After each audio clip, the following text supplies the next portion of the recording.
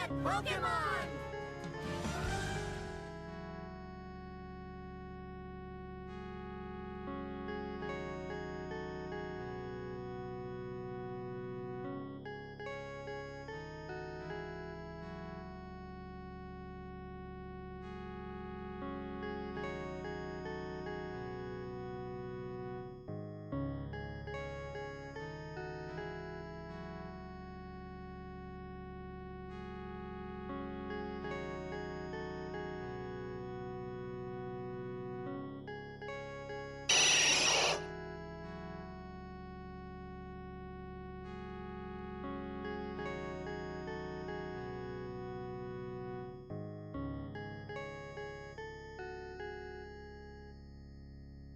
Who's that Pokemon?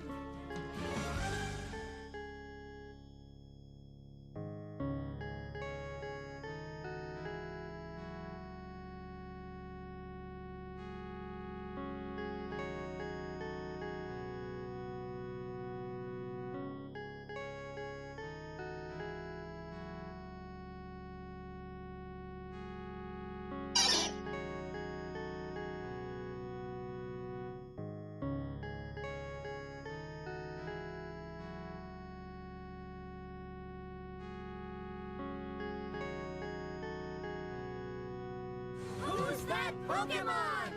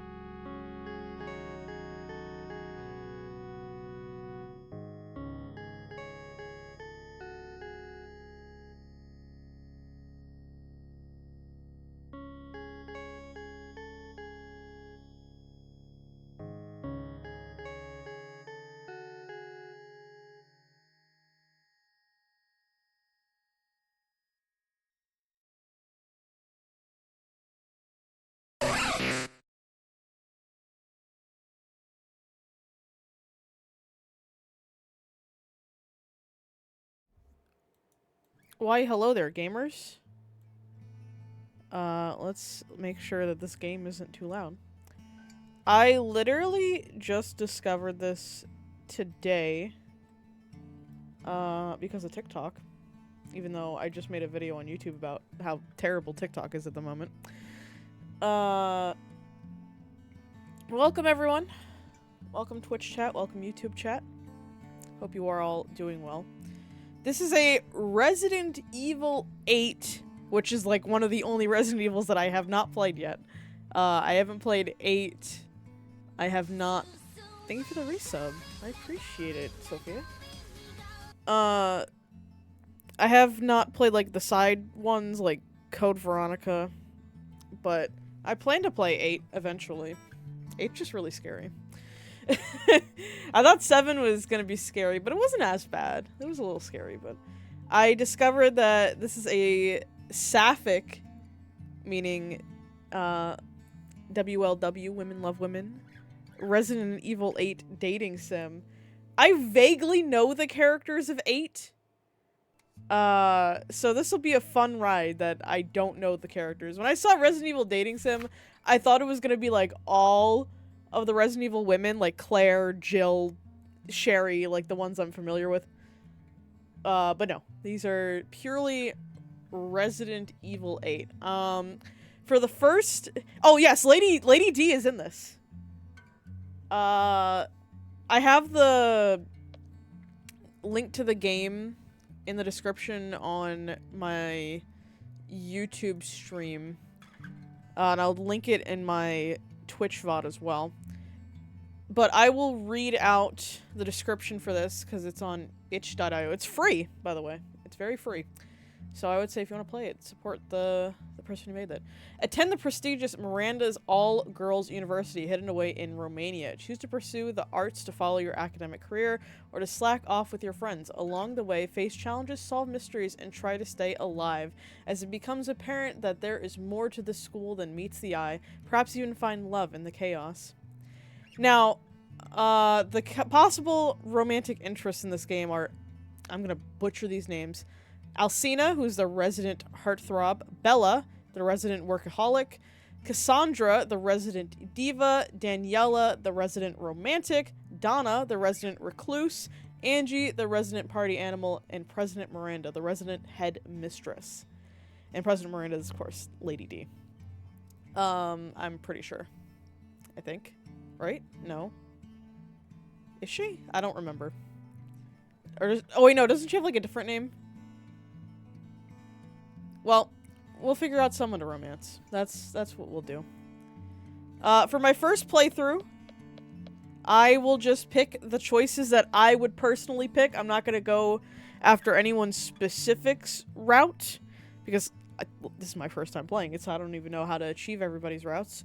So I'm just going to pick the choices that Juby herself would pick. So let's get started. I have not played a visual novel in so long. Warning, this game contains depictions of mild strobe lighting, sexually suggestive content, alcohol, substance abuse, bullying, drugging, kidnapping, abuse, violence, gore, death, and body horror. Player discretion is advised. So if any of that stuff is not your cup of tea, I'd suggest to leave the stream now. Yeah, where's the stereo? The choices you make in this game may have consequences. Those are my favorite types of games. But yeah, I have not played a dating sim / whatever visual novel in so long. Time to get my reading chops all warmed up here. It arrives one warm August evening after you've come back from a quick grocery run. The sun is just setting, turning everything inside the room ablaze. It's why your eyes are drawn to it. The golden envelope shines under the light coming through the window, almost blinding you with its glow. You set your groceries down on the kitchen countertop before approaching the envelope, pondering its mysterious arrival. Have you brought it in this morning and forgotten about it? Are we going to Hogwarts instead of Romania? But how could you have missed it? It's too eye-catching. The envelope is gold with the letter M imprinted in the heavy wax seal. Or this is Game of Thrones, maybe. This is some Game of Thrones shit, too. Sam? Gillian? You call out to your 2 roommates, but they're not here. They must still be out at the movies for their date. Oh, we're dating people. Oh, we're the third wheel of I think I accidentally went forward. Is there a go back function? Fuck. Oh well, we're fine. We're in the third wheel situation of roommates? Oh no, we gotta move out. We can't be third wheeling the roommates. This is too awkward of a situation. We can't be doing that.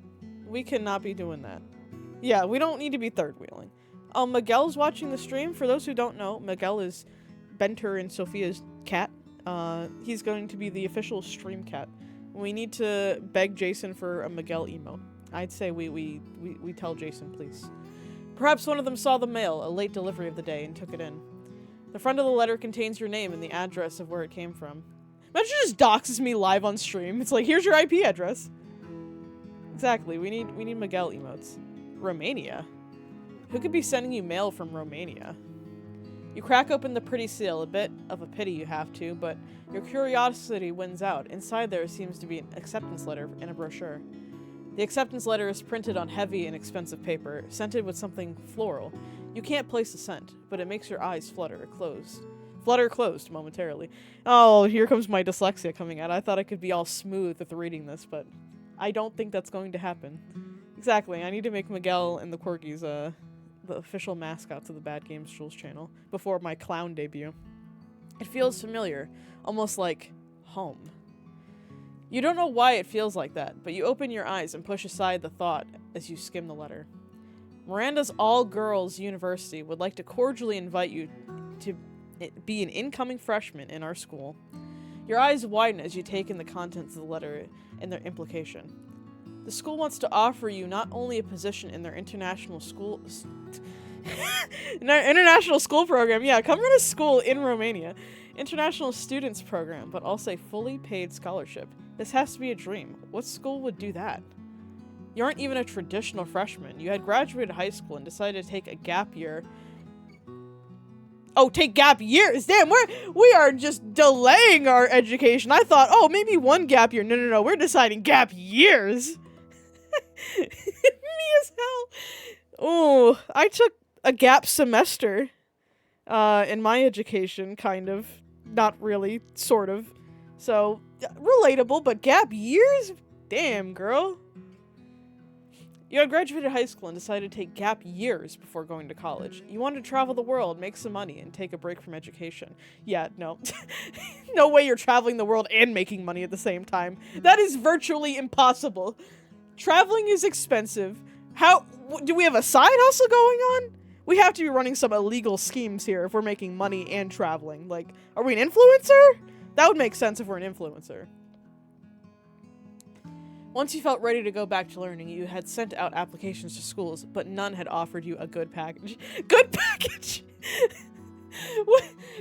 Now it's... What? They're offering me deals to go to these schools? Oh, I don't know. This school isn't giving me a 401k. This school isn't offering me a good enough scholarship.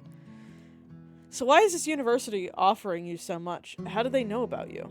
You open the brochure and analyze the photos here. Pictures of smiling students, scenic spots of the campus grounds, bustling clubs and job fairs, and campus-exclusive events line the pages.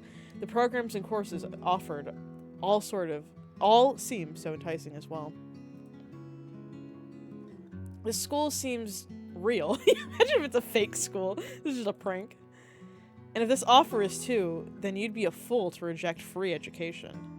The scent of the letter wafts up to your nose again, and you inhale deeply. I hope you enjoyed that immersion. Oh god, that made my eyes water doing that. Feeling that nostalgia for something. What does it mean? Whatever it does, you know you'll find it at the university. Time to pack my bags. I'm going to Romania. I'm glad you are immersed. One long flight later, a few hours with campus administration, here you are, a newly indoctrinated student of Miranda's all-girls university. You came here on a whim, but the college is real. The beautiful and idyllic campus is full of students going about their day. Thank you for the follow, Mommy. Sorry, Dimitrescu. I appreciate it. Even though classes start next week, already so many people are here. You're filled with excitement at starting this new path of your life. This is the start of college life you've always wanted. The only question is, where should you focus your energy? Do you dare try your hand and body and soul on creative pursuits?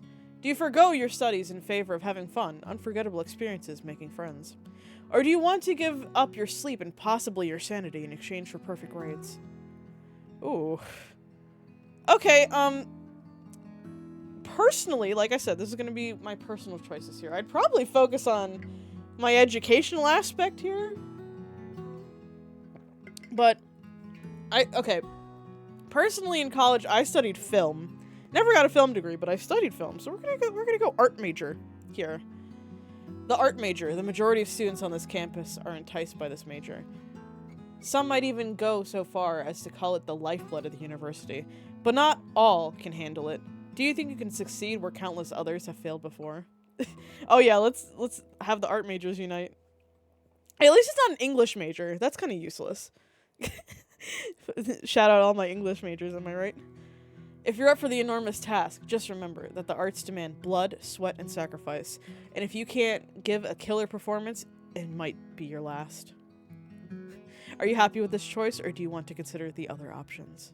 I'm gonna go with I'm happy. You decide you're going to be an art major. How that works out is entirely reliant on you and the choices you make. With your basic introductory classes picked out, you need one more class to finalize your schedule. I have to choose an elective credit this semester. Which one should I choose? Women in art? That sounds informational, but I heard the professor is really tough. Theater. I used to act all the time in high school, but I will have to dedicate myself to full-stage productions here. Women in art? This is definitely tough for me. If it's a tough professor, that's... Yeah, let's meet annoying theater. I think I'll go with the women in art, because I think that's where we might meet Lady D. And I gotta give the people what they want. Women in art it is. Professional boundaries. Birth of Venus, lesson 1. Let me make a save here. Yeah, gotta meet my lady. I'm glad I was able to secure a spot in the class. Oh god, the music just got loud all of a sudden. Hello. Hold on. Can I edit the music from here? Is it tab? No. That's save. Which of these buttons takes me back to the— oh, I was pressing escape. I don't know if the music is loud on your end, but definitely started blasting in my ear. Okay. I'm glad I was able to secure a spot in that class. Despite it being lecture style, the office of the registrar almost didn't give the spot to me because there's nearly as many people in the class as there are seats in the lecture hall. Are there boobs in this game or not? I don't know. The warning said there was suggestive content, but I didn't see a warning for, like, massive ball-busting sex! Yeehaw. Hi, Monk. I'm glad you joined when I was saying that. For those just joining, this is a dating sim for Resident Evil women. Well, let's see if I get kicked off of Twitch and YouTube. That'll be the best way to— usually there's like a censor option or not. I don't know. I guess we'll see. I guess we will see. Yeah, full boobage. You wonder why this is the case. What is so great about this class? From what you've heard whispered around campus, the professor isn't an easy one. What reason would people have to actively seek out a tough class? 'Cause the teacher's hot! I mean, the professor's hot! You've also heard the professor is hot, but surely they're just exaggerating, right? Who even picks a class for the hot professor? You could never be like that. Oh, shut up, girl! Are we not discovered that we're a lesbian yet? Oh my god. Are we not out? You purely want to study and do your best in that class for yourself. But enough about classes. There is still a full day before they start, and you have some free time on your hands. You decide to head to the dorms. Oh, this is nice. This is homey. Angie's blasting music, a weird mix of what sounds like trumpets, sirens, and electronic music. So garbled it can only be likened to hell. Oh, she's listening to 100 Gex. Monk showed me 100 Gex yesterday. This is exactly what it sounds like. As she puts the finishing touches on her room, Daniela is sat sprawled out on the couches, polishing the wheels of her board until they gleam. Oh, we got a skater! Skater alert! Daniela notices you come in. Hey, roomie! Ready for tomorrow? I guess. I have some free time, and I figured.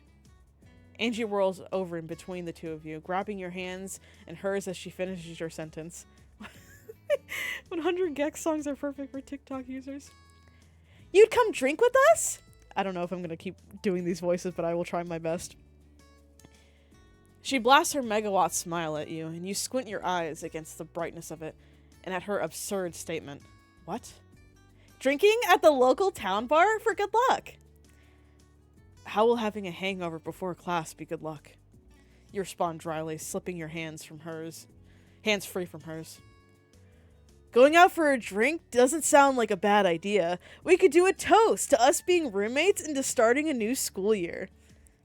You deliberate for a moment on this. Should you go out with them, it's not like you have anything better to do, and you don't want to seem uncool to your roommates. You're just getting to know them. I guess it wouldn't hurt to get one drink. Angie whoops loudly. Oh god. 15 minutes later. Oh god, we're shit-faced!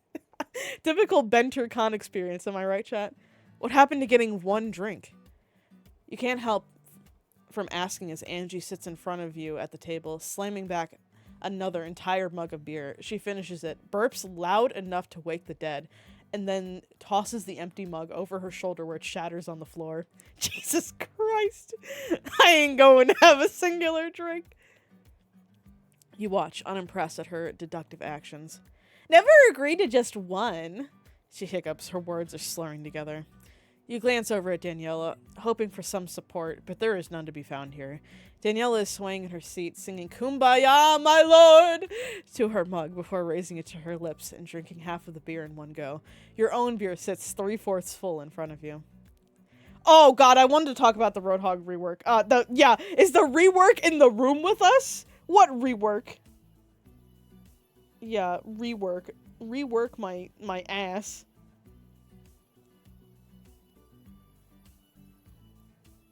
Oh my god, I have like 20 notifications. Jesus Christ. This is not the vibe you wanted right before class. It's barely 9 p.m. and they are already slammed. Wait, what class do we have where it's like at 10 p.m.? Hold on. Unless if you, oh, right before classes, unless if classes start tomorrow.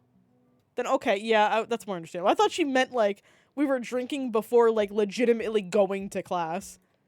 Should we go home? Don't be a party pooper.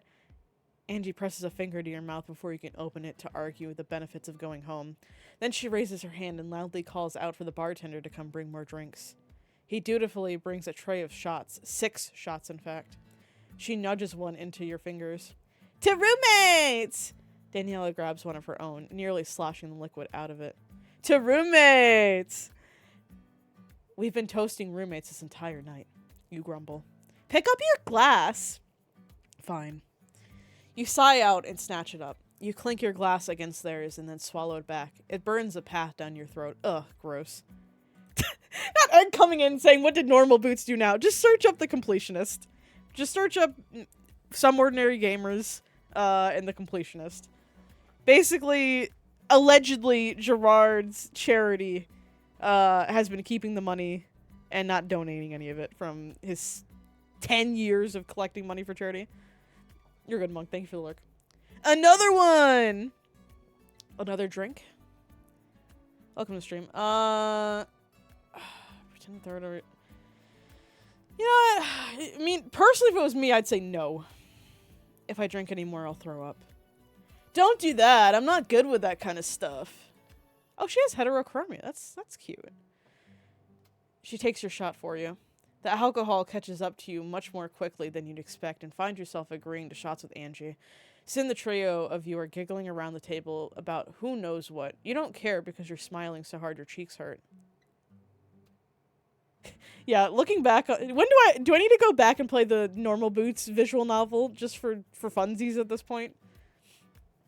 Eventually, Angie sees someone she knows standing at the bar and goes and talks with them. You don't know when she'll be back. Squinting your eyes over to where she should be standing, you can make out someone doing cartwheels. You hope for her sake she's not doing those while drunk. Say, how do you feel about more shit? Daniela's offer of more drinks turns into a curse instead, and her eyes go wide. She sees something over your shoulder that scares her. Instantly, she dips. Blinking, you are left staring at where she had sat mere moments ago. Even her cups are gone, as if she'd never been here. Welcome to the stream.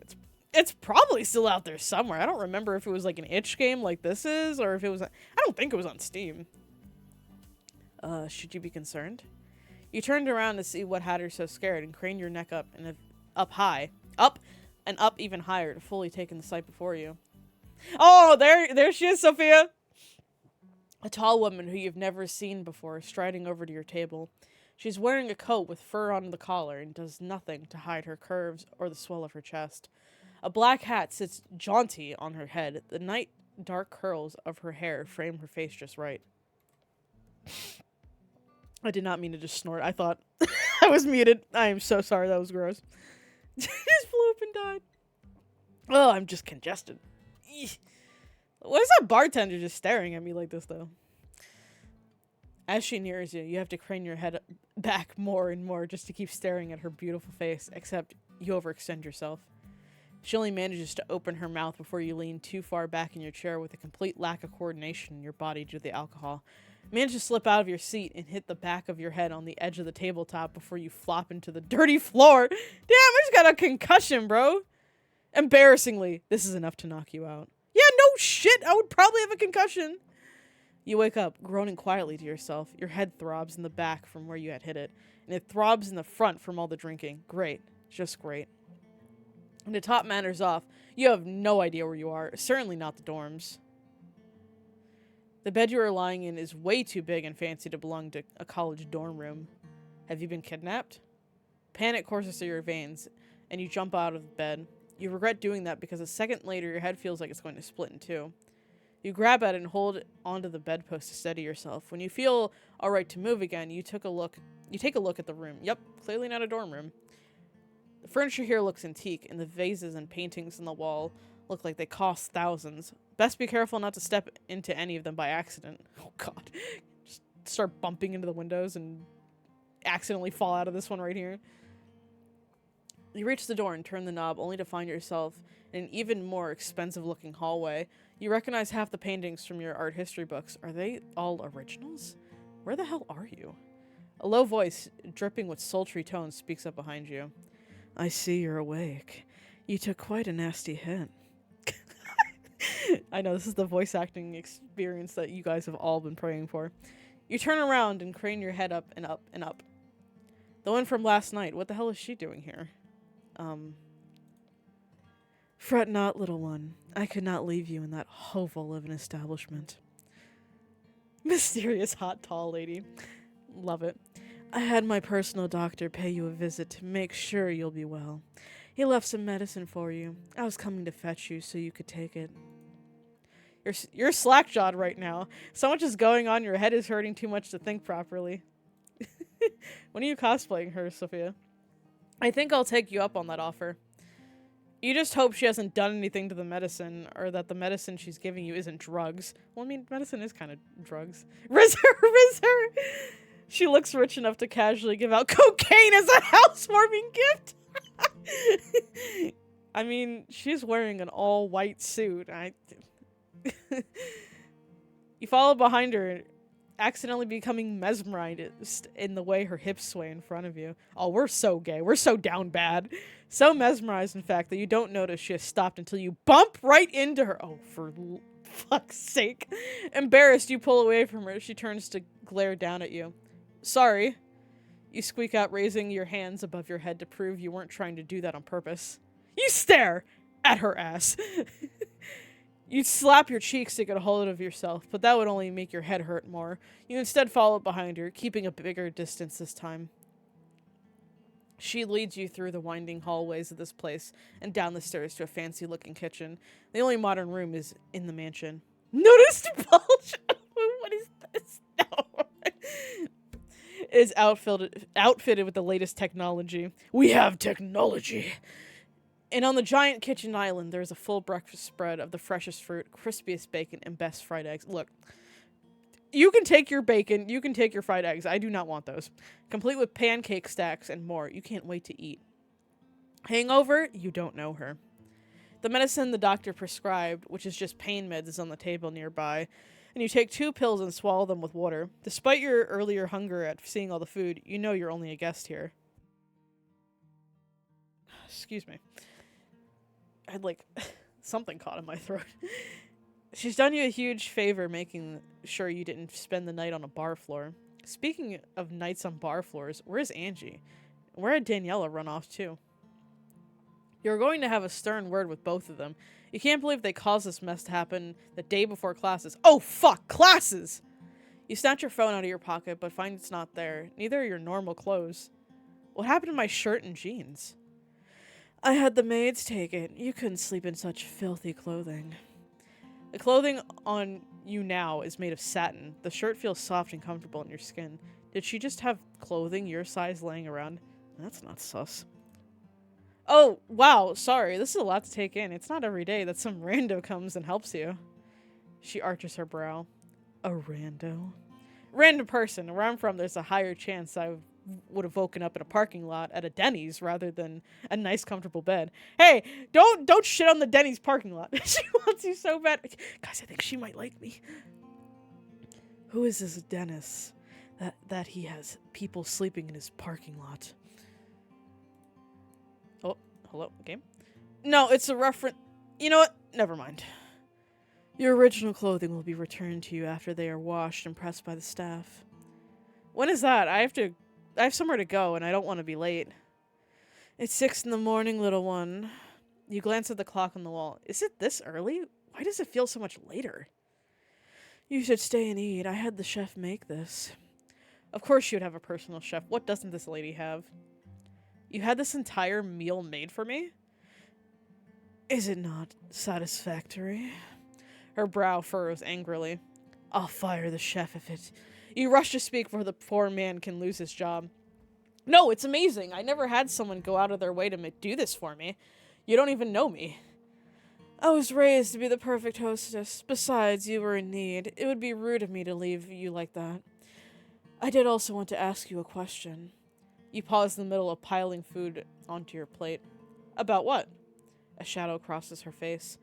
Where is Daniela? Uh-oh. A Portrait of Madame X, Lesson 2. That was an awkward chapter transition. I feel like I know who that is from One Piece, but I don't know who that is. Like, I know if you showed me a picture of her, I'd be like, oh yeah, it's that character. You freeze. Unease fills you. What does this lady want with Daniela, and what can you tell her? What do you tell her? We're gonna play dumb. I'm not sure what you mean. I saw you last night with her, but she disappeared before I could speak with her. Why did you want to speak with her? That is private and none of your concern. Even though you don't know where Daniela is, you're definitely not going to say anything now. Well, where she is also private and none of your concern. We're really saying this to her? My wife? Oh, Jesus, she's gonna kill us right here. You can hear her teeth clack together audibly, but she restrains herself. Very well. What do you even want from Daniela? She's my daughter. I only wanted to make sure she wasn't going to get into trouble. She's a freshman. I merely sought to make sure she was moved in and ready for her school year. Daniela's mom? They look nothing alike at all. Daniela is so relaxed and chill, and she dresses in sweats while this woman screams opulence. Why is MILF not allowed, Twitch? Come on now. What is going on? Daniela is so relaxed and chill, and she dresses in sweats while this woman screams opulence and feed me grapes on my lounge chair, servant. They don't even have the same hair color, although you can see where Daniela gets her height from. I didn't know. It's alright, I shall find her later. She always was the rowdy one of the bunch. Yeah, it's surprising that she's your daughter. I mean, she likes to play video games and skateboard, and you seem like collecting high-end art. Like that portrait of Madame X you have by the staircase. Her brow hikes up at the casual mention of the art piece's name. You seem familiar with that work. How can I not be? There was so much scandal surrounding that piece when John Singer Sargent debuted due to some saying her pose was sexually provocative. And do you find her pose provocative? She hums, eyes shining with interest. There is a lilt. What the hell's a lilt?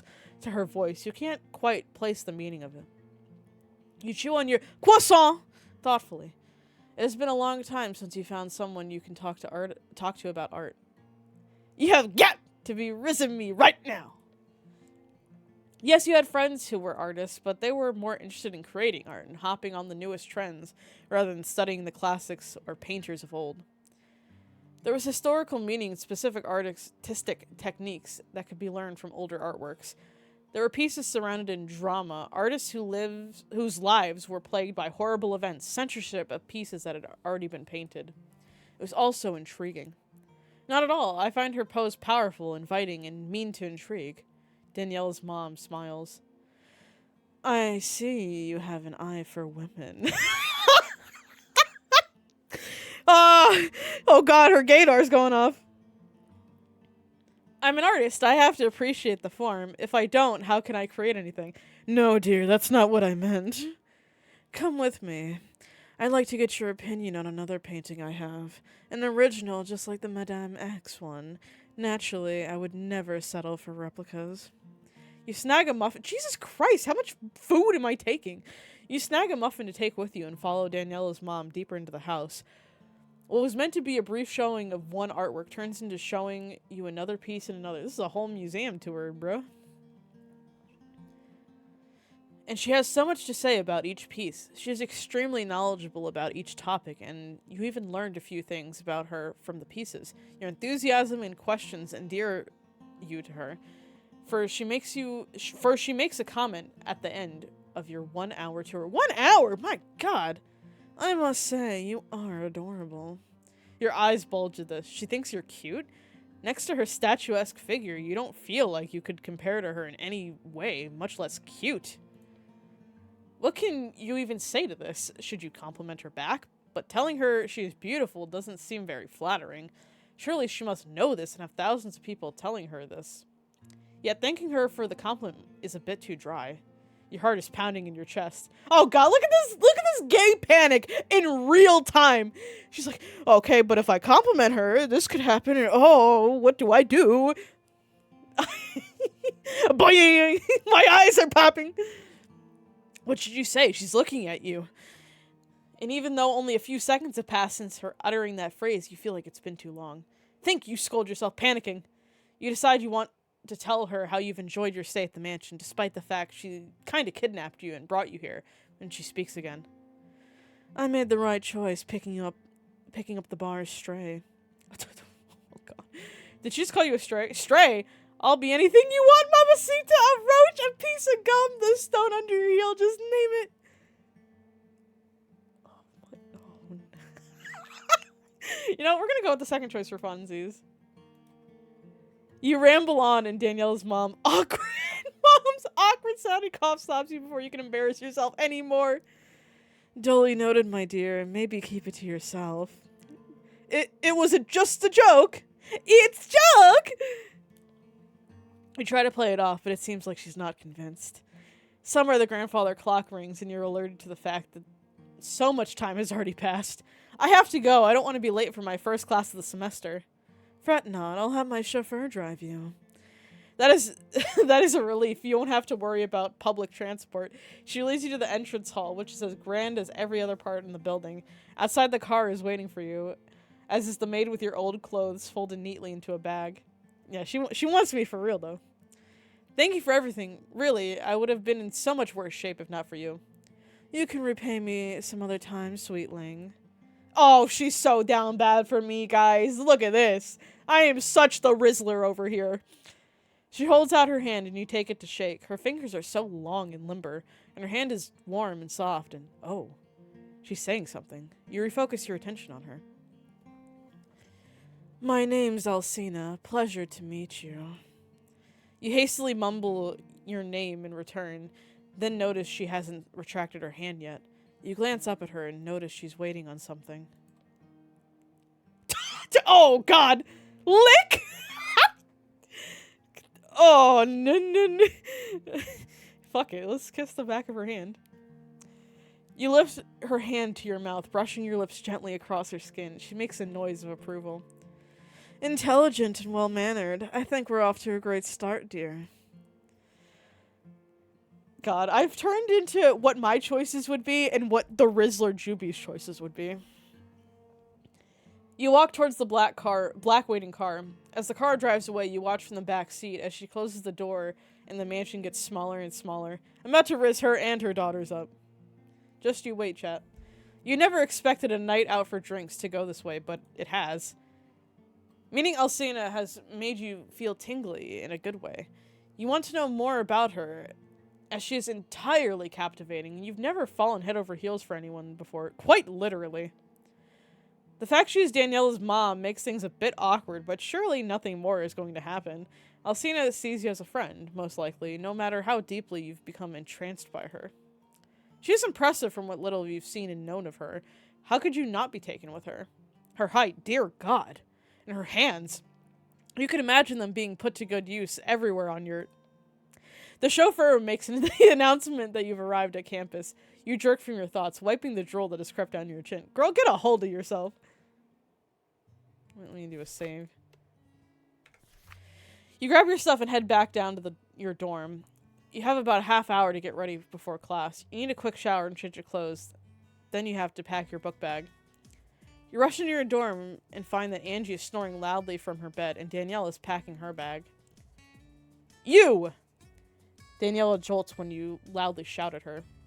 You left me at the bar! Thanks for that, asshole! Daniela has the decency to look apologetic. Sorry. Why did you do that? I had to cover for your ass because your mother was questioning me about it. Daniela's eyes go wide. My mother? You spent the night with my mother? Why is her face getting red? Why does she sound so upset? She had to rescue me from the bar because you ran away and Angie left me.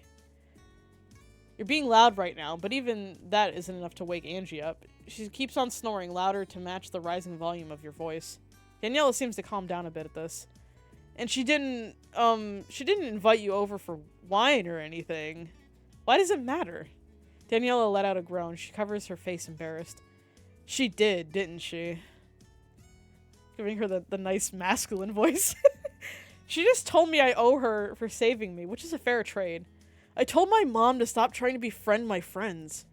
She wants to be cool and all, but that... Oh god, I can't speak.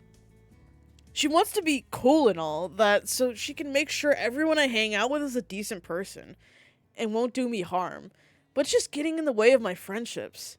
She'll become friends with the people I talk to and then they'll fall in love with her for her charm and wit. Inevitably, she just rejects them. Then it's hella awkward for me. That would be awkward. I don't blame her. It's even more awkward when the girl I like ends up liking her as well. Daniela trails off. You get the idea. She grabs you by the hand, squeezing them tight, a serious look on her face. Promise me you won't do that to me. Promise me you won't end up crushing my mom. It's weird. Did we go after Daniela just to make her feel better about... I mean, she's cute. Like, she's got abs, and you know that's what Juppie likes, you know. I think I might go after Daniela between the three choices I have presented to me. You thin your lips. So this might not be the time to tell her it's kind of late. In fact, you don't think you'll ever tell her it's too late. Then again, you don't plan on having anything happen between the two of you. Alcina just wants to keep an eye on her daughter through you, and you want to keep an eye on her enormous chest assets. Of course. You lie through your teeth. Daniela still seems immensely worried, but let's go. It's why I ran out of the bar. I didn't want my mom seeing me there. She's been breathing down my neck about college, and it feels like I have no room to do what I want. I have to go to class now. Daniela waves goodbye to you. You hop into the shower and wash up as quickly as you can. That conversation with Daniela took so long that even with the shower being cut short, with you running across campus, you're still 5 minutes late to class. Oh, we got the hydro flask. Let's go, boys.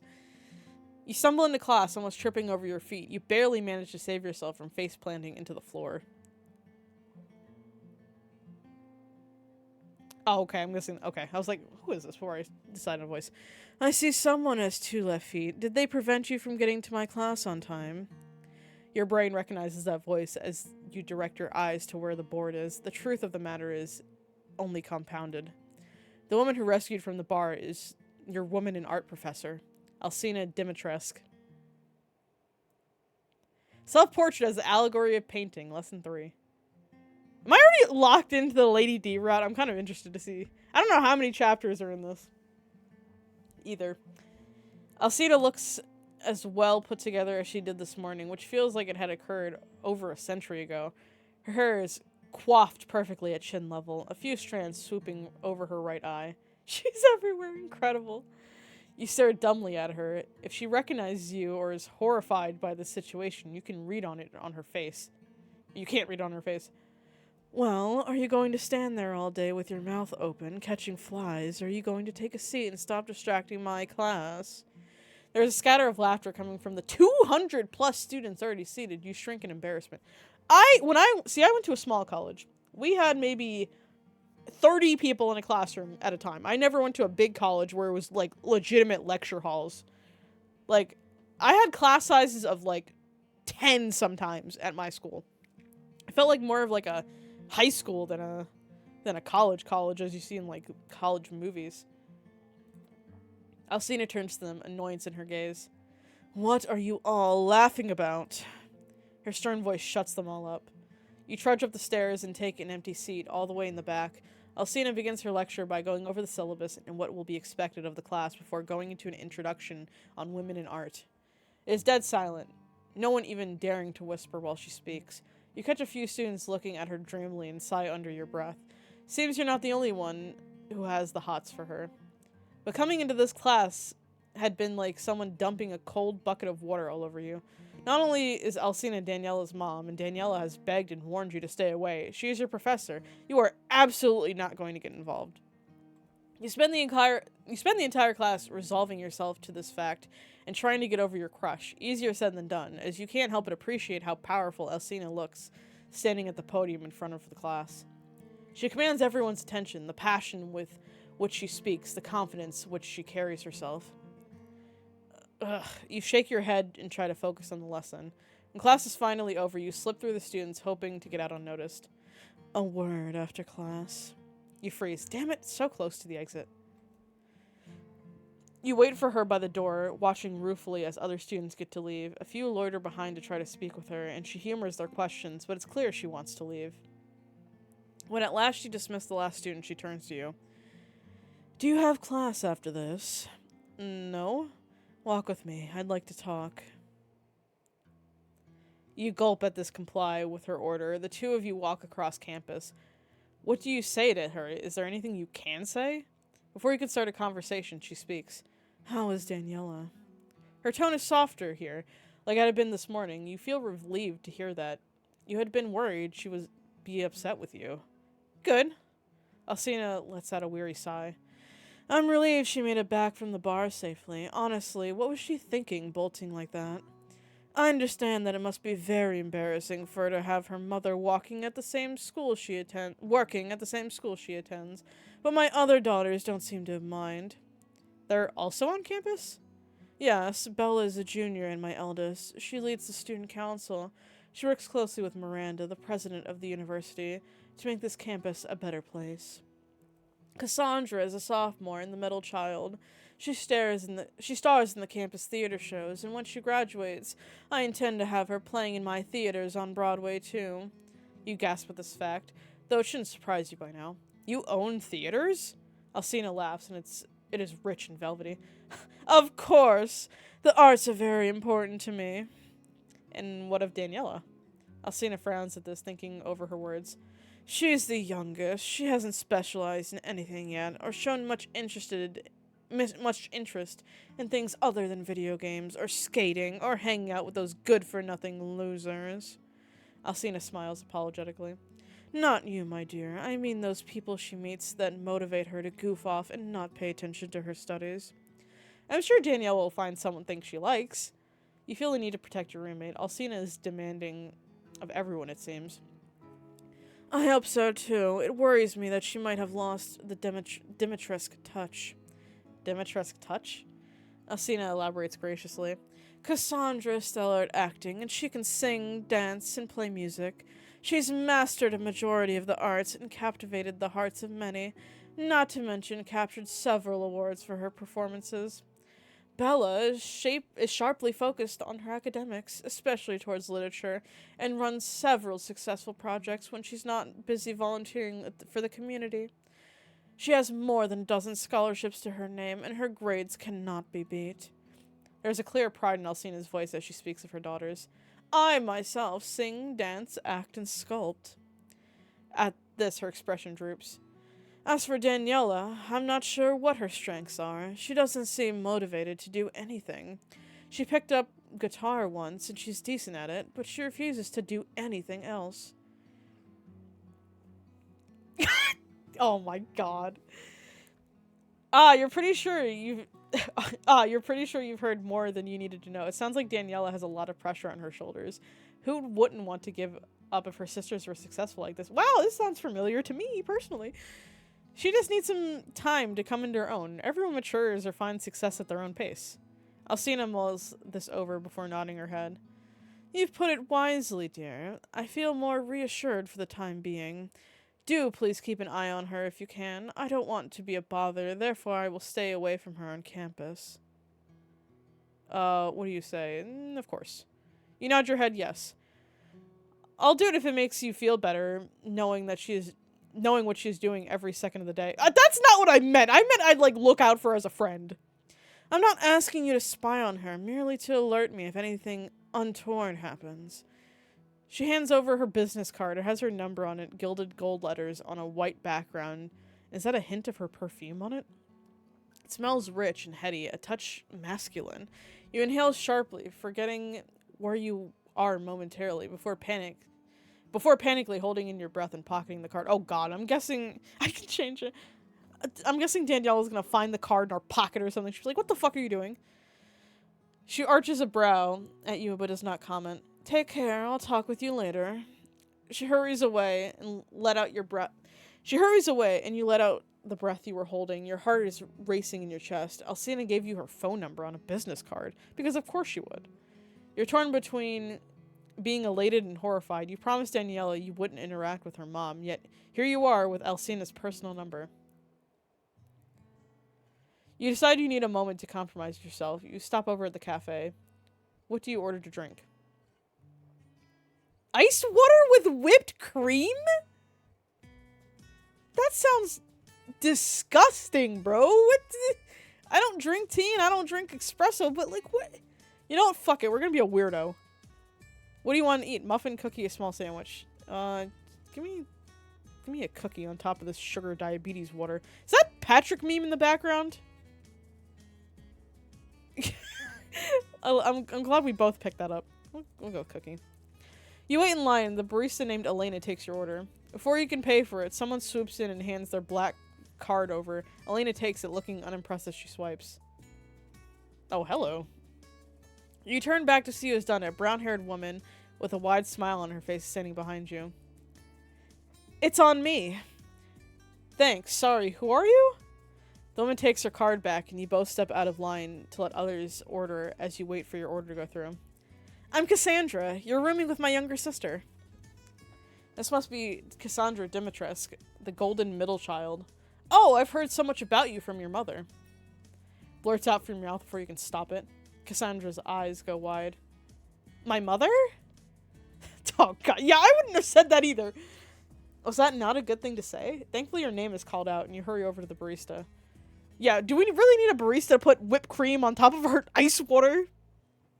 Like, that couldn't take... I mean, that would take, like, 2 seconds, so... You hastily explain yourself so you don't sound like a creep. Your mother is my professor, and she knows I'm rooming with Daniela. Cassandra gives you a low whistle. You're taking mom's class? That's rough. She makes everyone work for their grades. This voice is not going with her, but I need a different voice. That's what I keep hearing. You trail off despondently. Elena hands you the drink and food. In a low voice, she warns you. Be careful with that one. She's a horrendous flirt. Looks like Alcina forgot to mention about her daughter. Either that or she didn't know. You thank Elena for the food, and Cassandra follows you out of the cafe. You know, Cassandra's kind of hot, too. Why is she following you? Can I help you? You arch your brow at her in question, and she smiles warmly at you. Just trying to get to know you better. You are my sister's roommate, after all, and I'm coming over later for game night tonight, too. Cassandra seems a little crazy.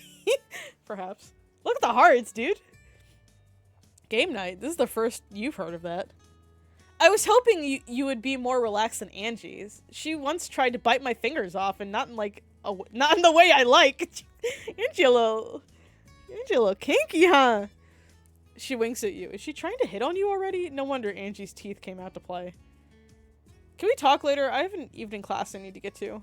Cassandra waves goodbye to you. See you later then. I don't know. Maybe we should start.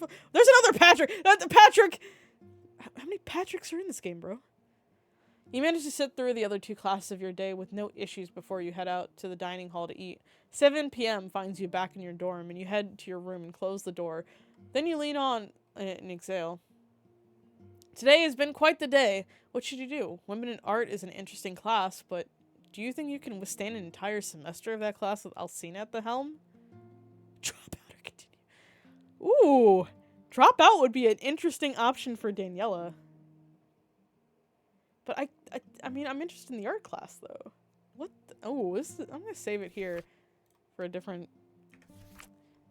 I'm kind of curious what would happen if we dropped out. How Daniela would take it. Maybe that'll put me on the Daniela route again. I'm gonna drop out. You think it's for the best if you drop out. It's still early in the semester. You can take another class.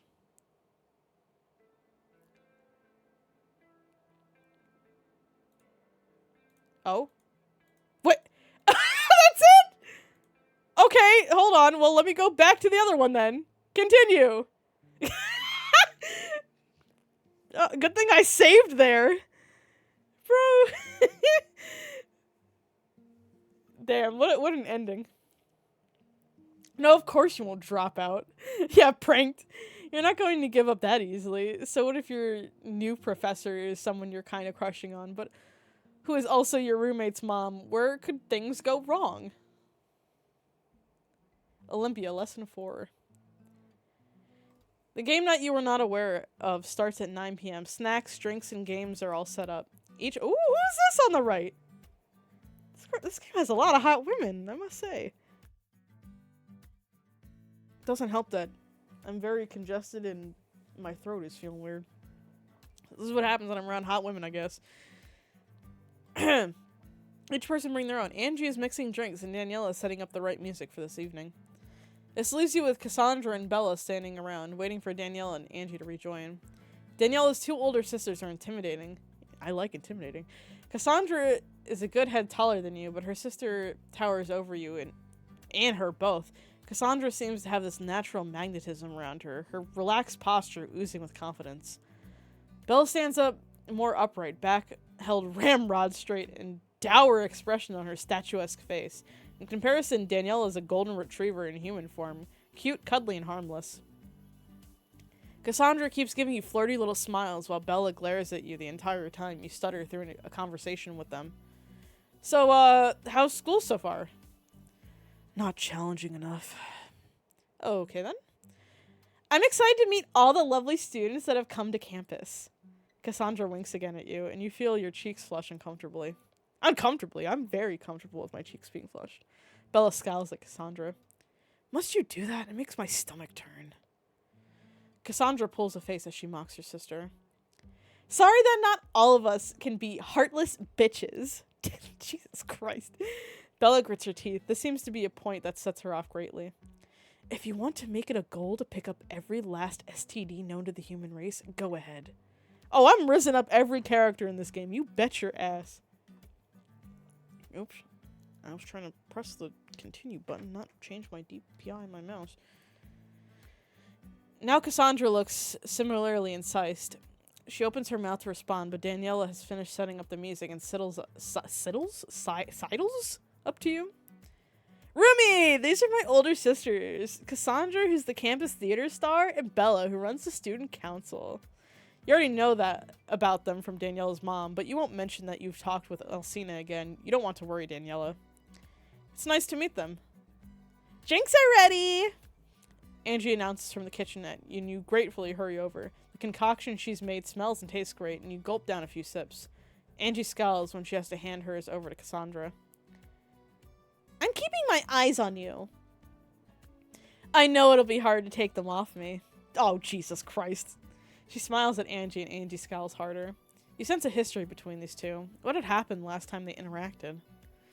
The sisters head over to the couch and start debating over what game they should play first. You stay behind the counter to check up on Angie. Hey, are you alright? I'm fine.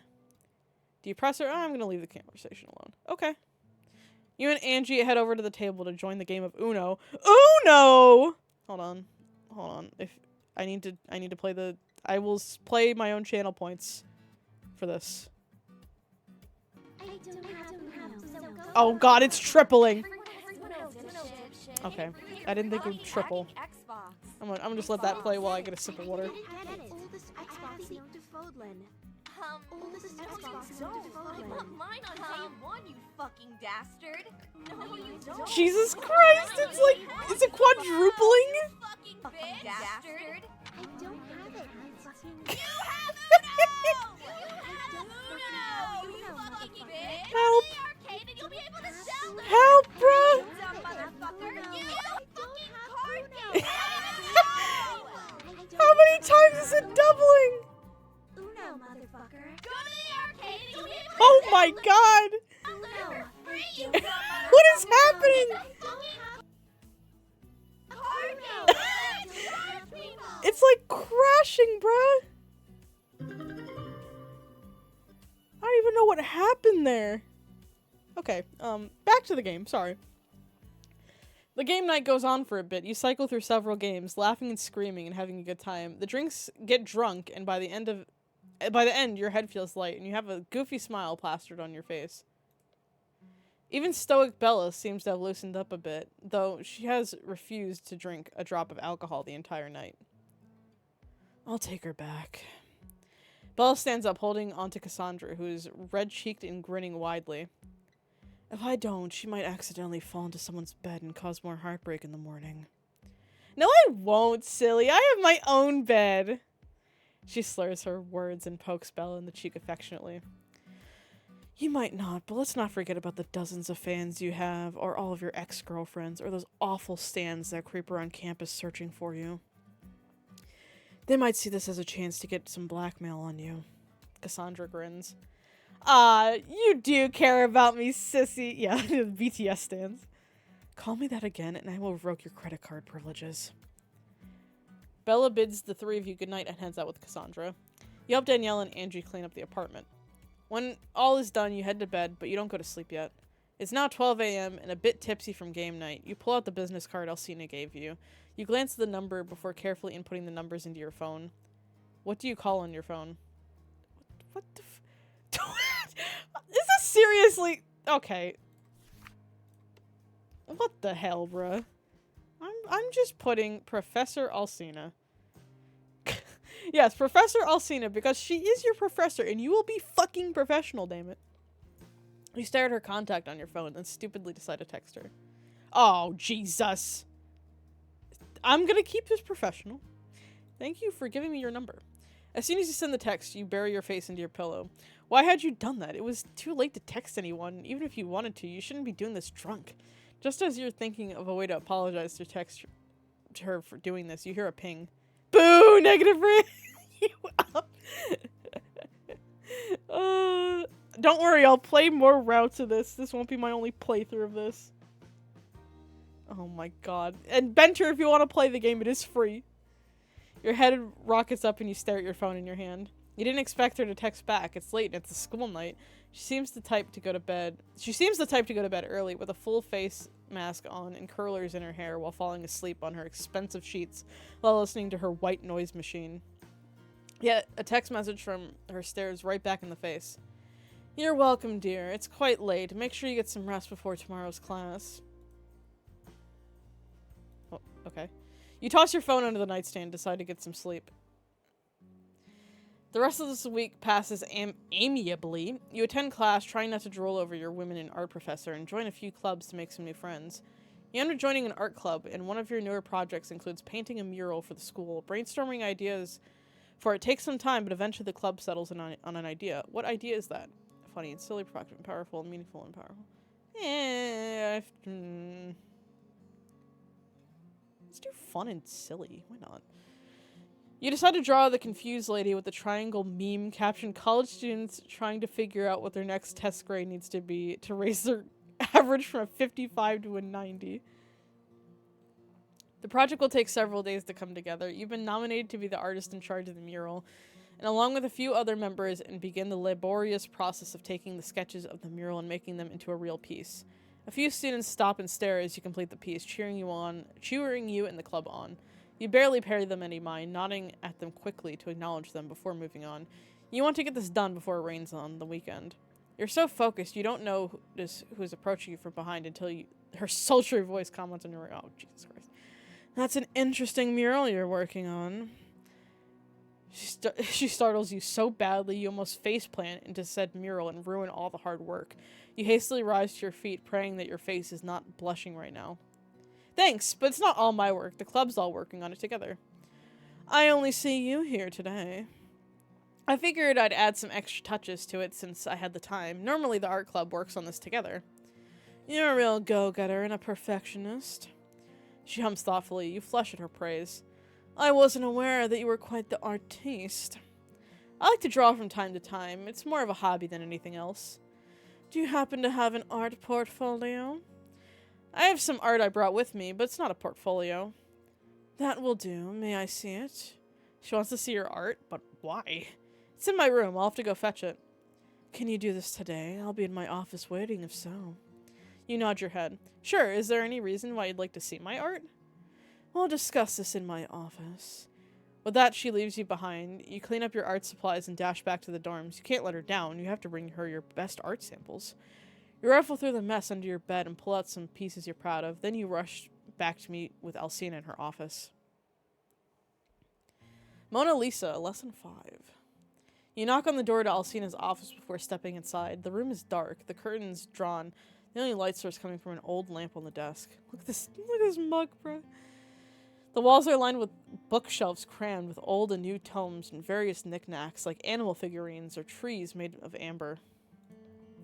The office smells lovely thanks to the incense that plumes up from the corner of the room. Professor Alcina sets down the paper she'd been reading, takes off her cat-shaped glasses that rest on a chain against her chest. She has glasses? This woman is giving you more and more reasons to fall for her. You quickly try to compose yourself and sit down in the chair in front of her. Nervously, you clear your throat. You wanted to see me, Professor? Oh, shit. Why does it sound like I want to start every bad My dear, I'd like to see your art. I have reason to believe you are a diamond in the rough. Brilliant on your own terms, but need a guiding hand to shape you up. You try not to look at her hands at this. Try not to imagine how her hands might guide you to reach new heights of Before you can fall into more degenerative thinking, you hand over the pieces. All watercolor works. You find that is your favorite medium and one you have best explored. Alcina puts her glasses back up and scrunches her nose as she contemplates your art pieces from every which angle. Your hands are sweating and you discreetly wipe them on your pants leg. Why does this feel so nerve-wracking? At last, after Alcina has observed every piece meticulously, she sets them all down. Marvelous work, my dear. I'd like to extend a special invitation to you. That sends an electric bolt through your heart. Well, what sort of special invitation? I have a very keen eye for art, and I've been gathering students who are similarly talented to one another, and providing them with the resources to paint and create whatever it is their hearts desires. God. Their art then gets displayed in various high-end gallery shows across the world. Does that entice you, my dear? You gulp. This sounds like a wonderful opportunity to build up your resume and build a good reputation in the business art world. Question is it for you? You're not a serious artist. Art is just something you like to do on the side. I don't offer this opportunity to just anyone. It would be folly to turn it down. What could it hurt to go and try it out? You could always quit if anything. Does my art have to be displayed in galleries? You don't think it's good enough to receive such a chance. As it stands, no, fear not. That is what the society is for. To help you flourish, to help you attain your best. You won't be alone. There are 18 other talented individuals already there, and everyone works together to help each other succeed. And the best part is, whatever artwork you do sell, you get a commission of. The rest goes to fund the society and supplies we present to you. Money? We've got to have money. That was a game changer. Being in college meant you were broke more often than not. A bit of money on the side could do wonders for you. I'll join. Professor Alcina smiles. Come with me, dear. I'll show you the space. I think you'll really enjoy it. You follow her out of her office. During the walk, you bombard her with questions about the society. She deflects most of them, citing that she'll cover it in more detailed orientation. You cross campus to a lesser-used part and stop outside an older-looking building. It used to be the previous library before the newer and more modern one was built. As such, this building stands abandoned, chained on the front door. It was supposed to be demolished some time ago, but never has been. Alcina takes you to the side door that leads into the basement, fishing out a key from her pocket and opening it up. Inside, the hallway is lit with old-fashioned torches. Walking in feels like entering a crypt. And while Alcina closes the door behind you, removing the light of the outside world, it feels even more so like that. You can hear faint classical music playing through the shadows. Alcina leads the way, and you follow. The closer you get, the louder the music becomes. You climb a few stairs, and eventually you are spat out into the lobby of sorts. It must have once been the main area of the library, because the ceiling goes up very high. The lobby was gutted and replaced by a comfortable lounge area in one part of the room. All brown leather sofas with blankets and coffee tables. There is one coffee machine on a table that chugs along, scenting the air with freshly brewed coffee. The other half of the room has workstations set up, mostly easels with comfortable stools in front of them. There are a few students now, painting leisurely on the canvases and not talking to one another as classical music comes in from the jukebox machine by the wall. You have to admit, this seems kind of cool. We keep the society private. I'll have to swear you to secrecy. Why? If I mention it, just anyone would clamor to join. Too many apples spoil the pie. This area is mostly for painting. The floor downstairs has more hands-on art projects such as welding, pottery, and sculpting. Take a moment to walk around and explore the building. I have to check something. She strides off, leaving you behind in the secret world within a world. You feel honored to be invited into such a thing. Welcome, welcome. What should you do? Speak with one of the artists at the easels, make a cup of coffee, check out the lower level. Let's check out the lower level. Why not? You head down the stairs to see the rest of the secret society and what it has to offer. There's a small kitchen area fully stocked with healthy snacks and drinks. And then there are 3 separate rooms, all dedicated to different art forms, sculpting, metalwork, and pottery. Your hands itch to try new things. Okay. Let's speak with one of the artists. Ooh, hello. You go up to the nearest artist, one that is staring at a drawing of Aspen on their canvas. You recognize this artist from your Women in Art class. Their name is Finch. Hi, I'm new here. Brash and... I didn't even notice the Squidward! Oh my god. How did I not notice the Squidward? I'm losing it. I noticed all the Patricks earlier, but not the Squidward? Boned and brash. Your enthusiasm trails off when you notice Finch is staring blankly at the canvas. Do the squiddy. Women. Pretty. Alright then, you'll move on. Guess we're making a cup of coffee. You help yourself to some freshly brewed coffee, taking a hearty sip. This is that good coffee, not like that kind they sell at the cafe. Excuse me, who are you? There's a hidden SpongeBob in the background as well, but Finch is hiding it right now. Is it over here? Like behind this person right here? Oh, wait, no, I see them. Hold on, I see not Doodlebob, but I see the How much SpongeBob is in this? This is so weird. What kind of crossover do we have here of SpongeBob and Resident Evil? A nasally pitched voice asks. You turn around to see a girl standing behind you. I'm new here. Professor Alcina was showing me around. You haven't earned that coffee yet.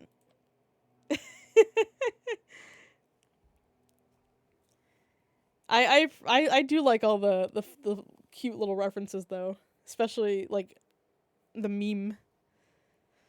What crack is this bitch smoking? Alright, this is the best line in the game. This one right here. Best line in the game. Who are you to decide that?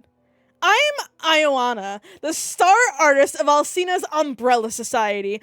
I'm her top-earning artist. Therefore, she looks to me to lead the group when she's away. Oh, this Ioana girl has a complex. Figured there would be one sprinkled in the bunch. Congratulations on an accomplishment no one asked you about. Ioana scoffs. You're starting off on the wrong foot, newbie. I'm watching you. Slip up and you're out of this group. Uh-oh. Thank you. I'm doing my best. I feel like I need more water. I should have refilled my water bottle before stream, but I was like, I'll be fine. Meanwhile, me talking and trying different voices. She makes a slashing motion against her neck before walking away. What is her damage? Finish. You wait for Alcina to come back. When she does, you have some questions for her. You said this would be a chance for my art to improve? How? Hours of uninterrupted practice time, access to other artists who can mentor you, whatever supplies you need. Additionally, I have world-renowned artists leading workshops here every few weeks or so. Therefore, you can learn from the best. Wow, this sounds so serious. It is. Are you ready to commit? One last question. You said we could earn money? Yes, though I'm afraid that won't happen for a while. You'll need to improve first. And then once I deem your art sellable, I'll send it to my contact at the galleries. Not everything you make will be sent off. I only pick the cream of the crop. The galleries I send your art is nothing to sneeze at. Art goes for thousands, if not millions of dollars there. Your eyes bulge at this. That much money? You would be eating well for months. I could buy so many ramen cups, dude. Your commission rate depends. Sculptures and pottery are harder to sell, so the commission is lower. Art is easier. Who doesn't love a nice painting on their wall? The rate is higher, 10%. That doesn't sound all that much. I can see the disappointment in your gaze. Temper it. I assure you it's not because I have much of a choice. Supplies are costly. I do have to give money to my contacts for putting up the artwork in the galleries. It's all a very expensive business. That said, what will your verdict be? You nod your head yes. Really, what else is there to think about? Either way this goes, it seems like a huge benefit to you, and you'll get to spend more time with her.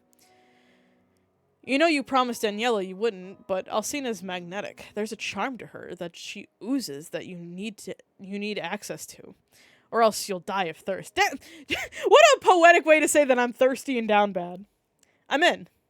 Excellent. Jesus, I cannot read. Scam Likely's calling me. How nice. I'll see you here bright and early on Sunday morning. Sunday? Of course. Professor Alcina smiles. Your journey to becoming a professional artist begins now. Women with a Fan. Lesson 6. You get settled into the secret society quite nicely. All the artists are helpful and friendly when they're not busy improving their craft, and they offer you good tips. Already your art has improved by miles. It's only been 3 weeks of consistent work. The only person who seems to have an issue with you is Ioana. She'll slip in snide comments whenever you're alone with her, and you do your part to ignore her. She's just jealous of you for whatever reason. Everyone else likes you. You don't care what that one person doesn't. Professor Alcina visits the society on weekends, oftentimes with guest presenters who show you all new art techniques. Ooh, my throat, please. She herself uses the time to create sculptures down on the lower floor. Sometimes you'll stop by and admire her work.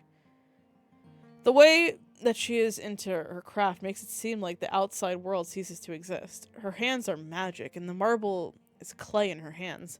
She's even made see-through fabric possible in her sculptures. Who knew that was possible?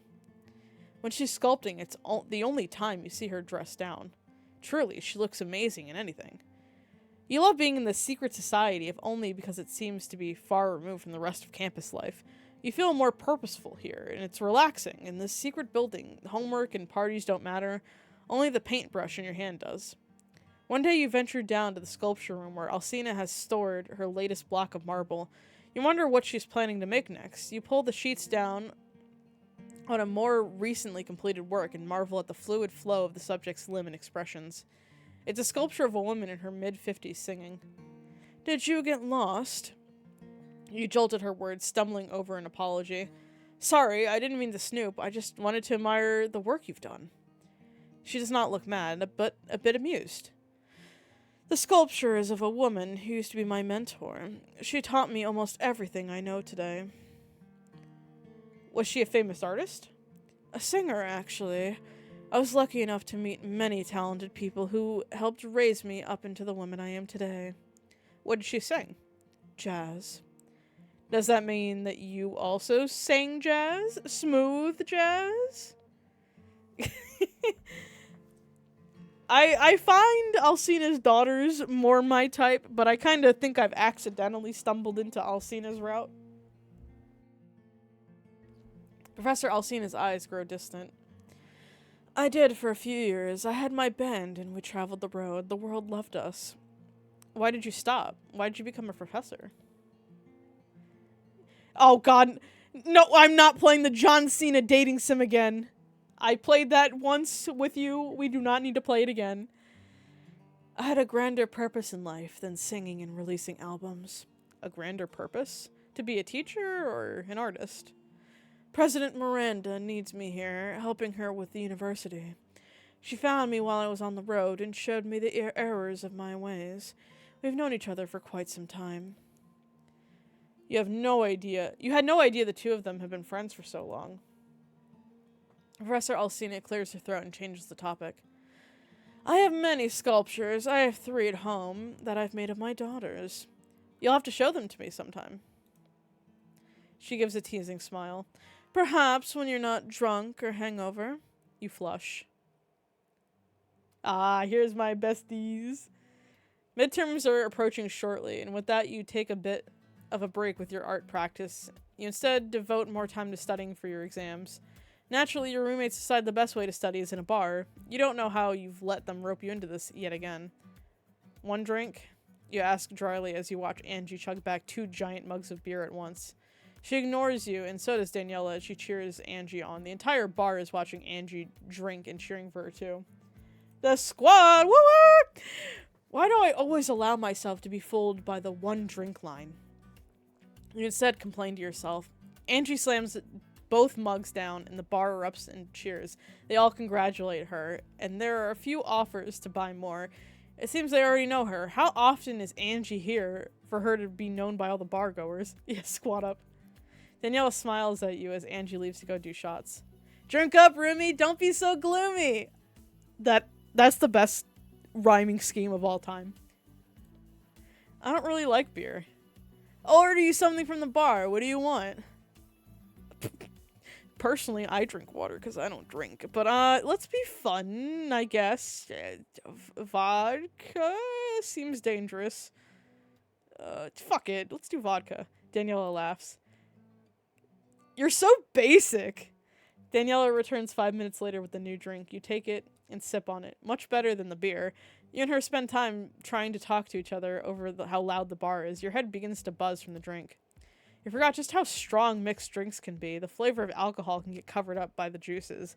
But having had 1 drink makes you crave another. You shake your empty glass at Daniela. Leo, can we lean in closer? Yeah, we got a poet. Daniela should be the one to poetry. Maybe a rapper? I think I found her secret talent. Daniela goes to get you another one, and then when she finishes the second one, she goes to get you a third. You really should not be drinking this much.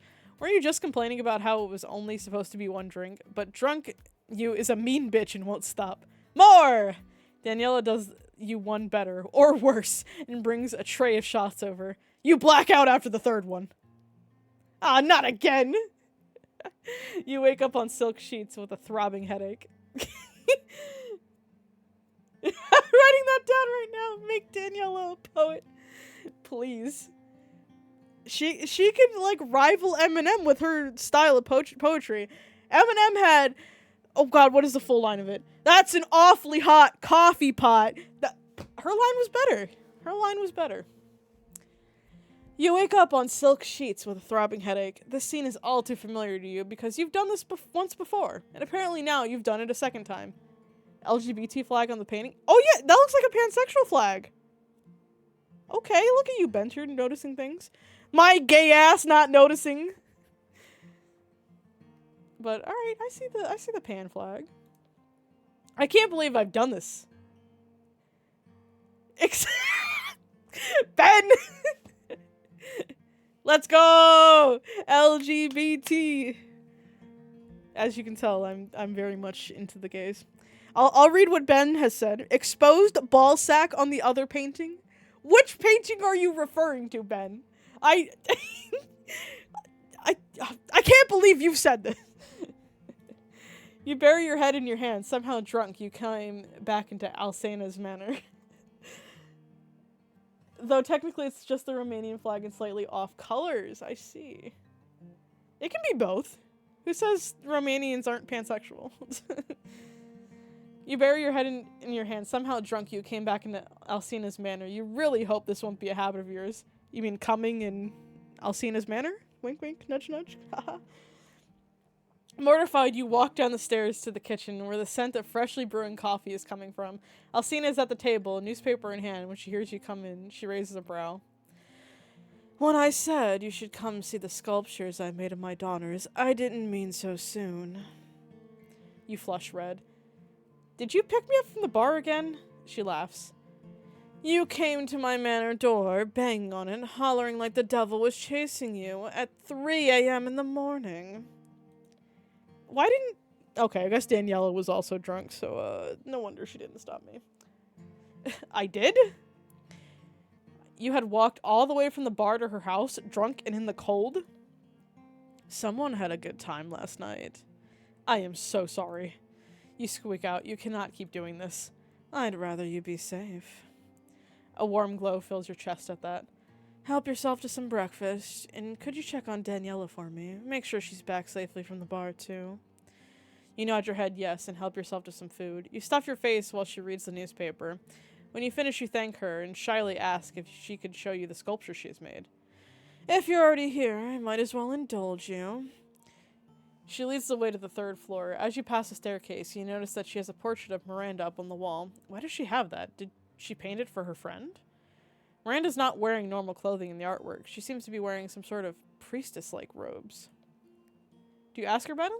Nah, we're good. We don't need to pry. You pass by the painting without asking about it. Strangely, you feel like piercing eyes follow your every step. You shudder and ignore the sensation. Uh-oh. I'm in danger! Professor Alcina takes you to the spots in the mansion where the sculptures are. When she had said sculptures, you had thought that they would just be body, but these are entire scenes captured in stone. There's one of Bella standing with a proud jut of her chin, wearing armor, defeated soldiers lying at her feet while she holds a bloodied sword. There's one of Cassandra lounging on a couch, lazily drinking from a wine glass as people grip the couch behind her, fawning over her. Daniela's sculpture is reaching for the sky as hands erupt from the ground, trying to pull her down. Wow. Because you don't know how else to phrase your utter awe and shock of these masterpieces. They all symbolize something. Bella's a warrior, smiting anything that gets in the way of her success, while Cassandra has grown content and well-fed by her success. Daniela is dragged down by hands that wish to impede her from finding her true purpose. Have you shown this to them? They've seen them. Daniela wasn't happy with hers, but I only create what I see in real life. Oh god, no wonder she doesn't want me associating her with her mom. They're just beefing with each other. Ouch. Poor Daniela. So much pressure on her shoulders. Should you intervene in their relationship, you feel you might as well. I think you should talk to Daniela properly. If you have such high expectations for her, she might grow to resent her relationship with you. Professor Alcina looks aghast at that idea. I don't want her to hate me. She sighs. I'll invite her over for dinner today and talk with her. And maybe we can come to a better spot in our relationship. See, the real game all along is mending a mother-daughter relationship. And I have mommy issues, so this is actually astounding that I'm doing this. Perhaps I've been tough on her. No, I know I've been tough on her, but a mother just wants what's best for their child. You hope this will work out well for them both. Just don't mention me. Why not? She may have asked me to stay away from you. You sheepishly admit, rubbing the back of your head. Did she say why? Do you tell her why?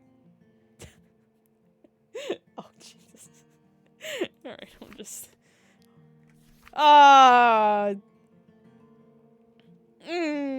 Chat, what do I go with here? She doesn't want you seducing... I'm gonna say no. She didn't specify why. Alcina frowns and doesn't look entirely convinced by what you said. Would you like to see my other sculptures? Not the smiley face, oh no. There's more?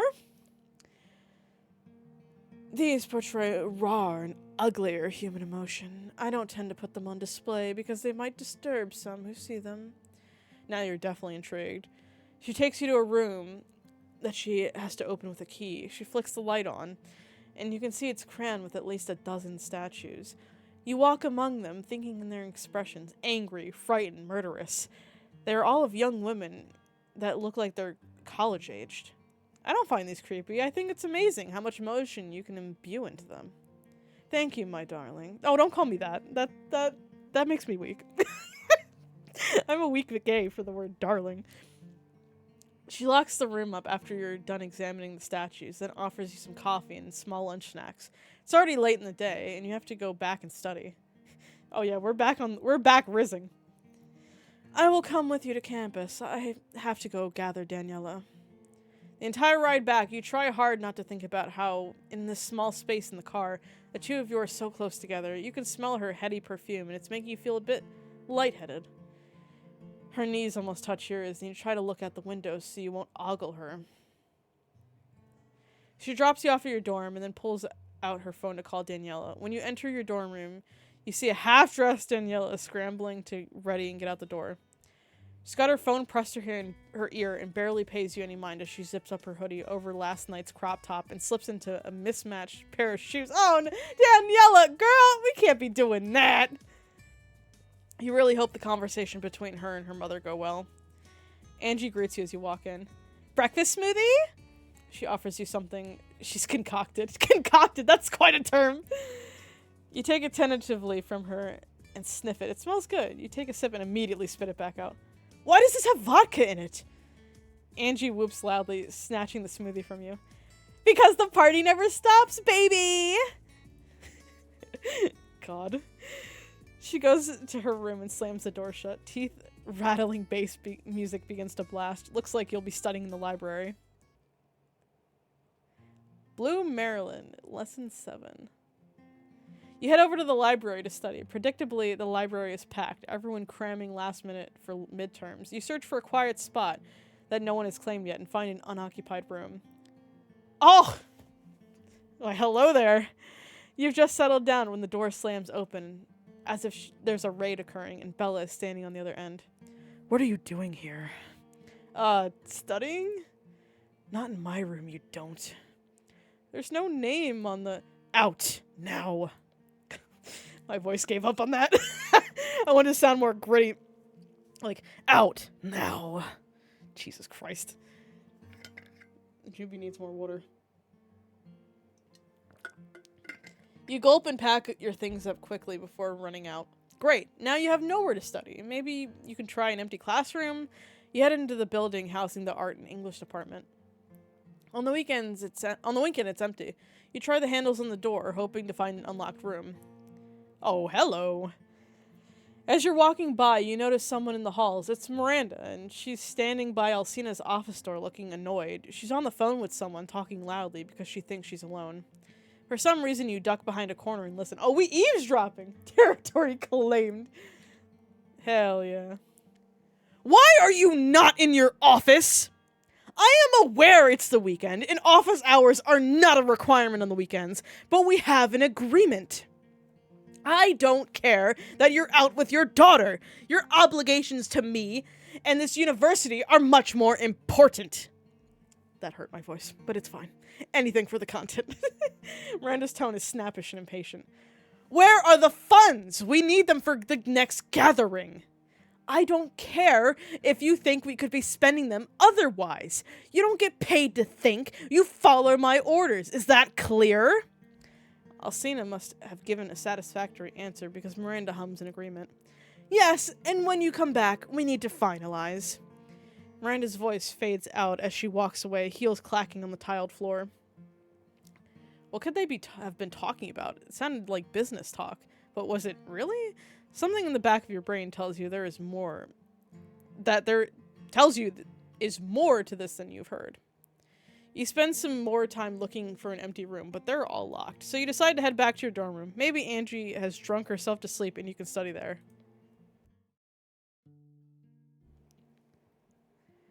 Back in the dorm, you find Daniela's there, sitting on the couch with Angie, who is rubbing comforting circles on her back. Daniela is sobbing. Oh no. Horrible scenarios run through your mind. Guilt eats you up. Did the talk with Alcina go bad? If it did, it's clearly your fault. I'm gonna ask what's wrong. Daniela, what happened? Daniela looks up at you and wipes her tears with the back of her sleeve. Mom said she'll let me follow my passions. She said I don't have to do the arts anymore. That I can choose whatever major I want. I'm gonna be an exercise science major. That's kind of what Monk does. Physical therapy, that's similar. It's happy tears. The talk went well. You're so happy for Danielle and Alcina. You sit down by Daniela's other side on the couch and hug her to you. She melts into the hug, sniffing. Angie hugs Daniela from the back. The trio of you stay like this, clinging to each other. Oh yeah, look at me helping out a familial relationship. Bad games, Jules. More like good family unit relationship repairer, Jules. Am I right? Midterms week arrives, and with it, 5 different exams you have to take. Alcina's is first. When you take a seat in the lecture hall, a cold sweat breaks out on your skin. You know her tests are notoriously hard. Have you studied enough to pass them? Probably not. Good family therapist, Jules. Yeah, hell yeah. You flip open the page and immediately are bombarded with questions. Can your love of art history save your grade today? Oh, Jesus. Oh, no! No! Not asking me actual art questions. Oh, God. Relationship restored, but my grades are gonna fail. An innovation that I don't know who this is.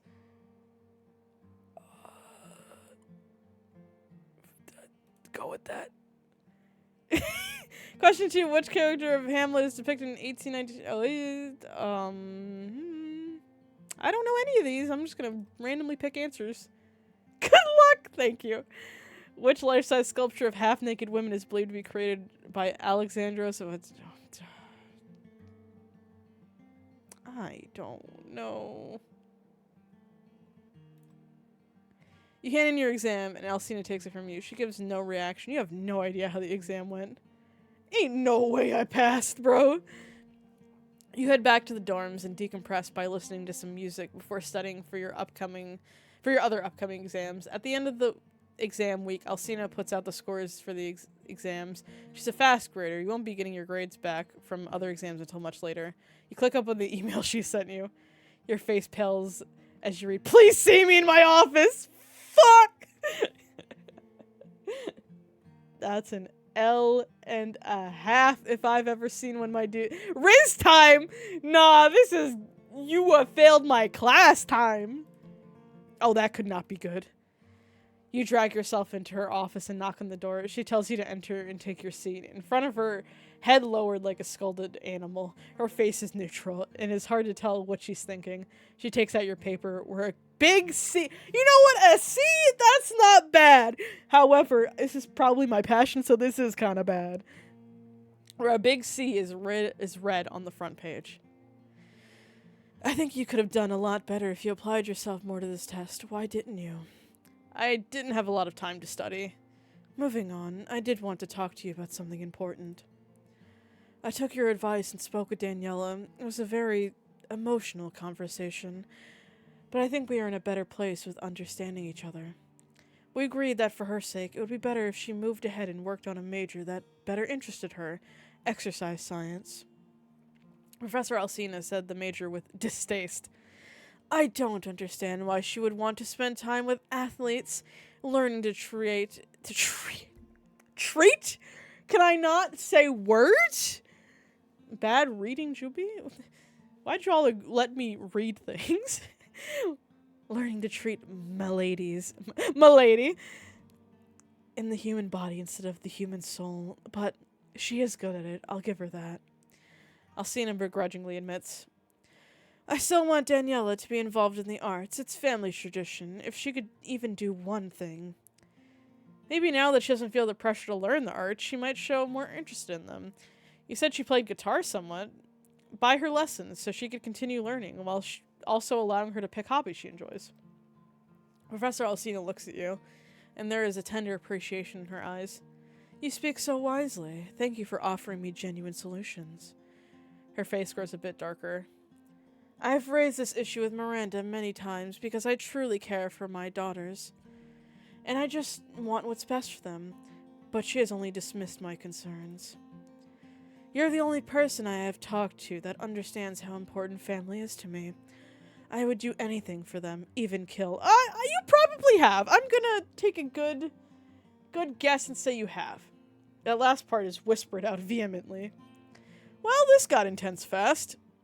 How do you react? Okay. We're gonna do what the Juby would actually do. Finger, gun, and wink. You hit her with the finger guns and wink. Anything for you. Professor Alcina looks confused by your actions, but almost because you fall out of your seat when she finger guns right back at you. You kids and your unsocial greetings. You laugh at her. She's so out of touch with anything modern. You're surprised she knows how to work a phone. You leave her office and head out to class, wondering when the next time you'll see her is. Maybe in the secret society you can paint her something nice and gift it to her. Homework. Okay. Oh, oh. Miss Dimitrescu. Oh, God.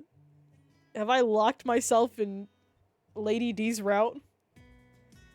Hey, the lesbian Riz is always doing the finger guns.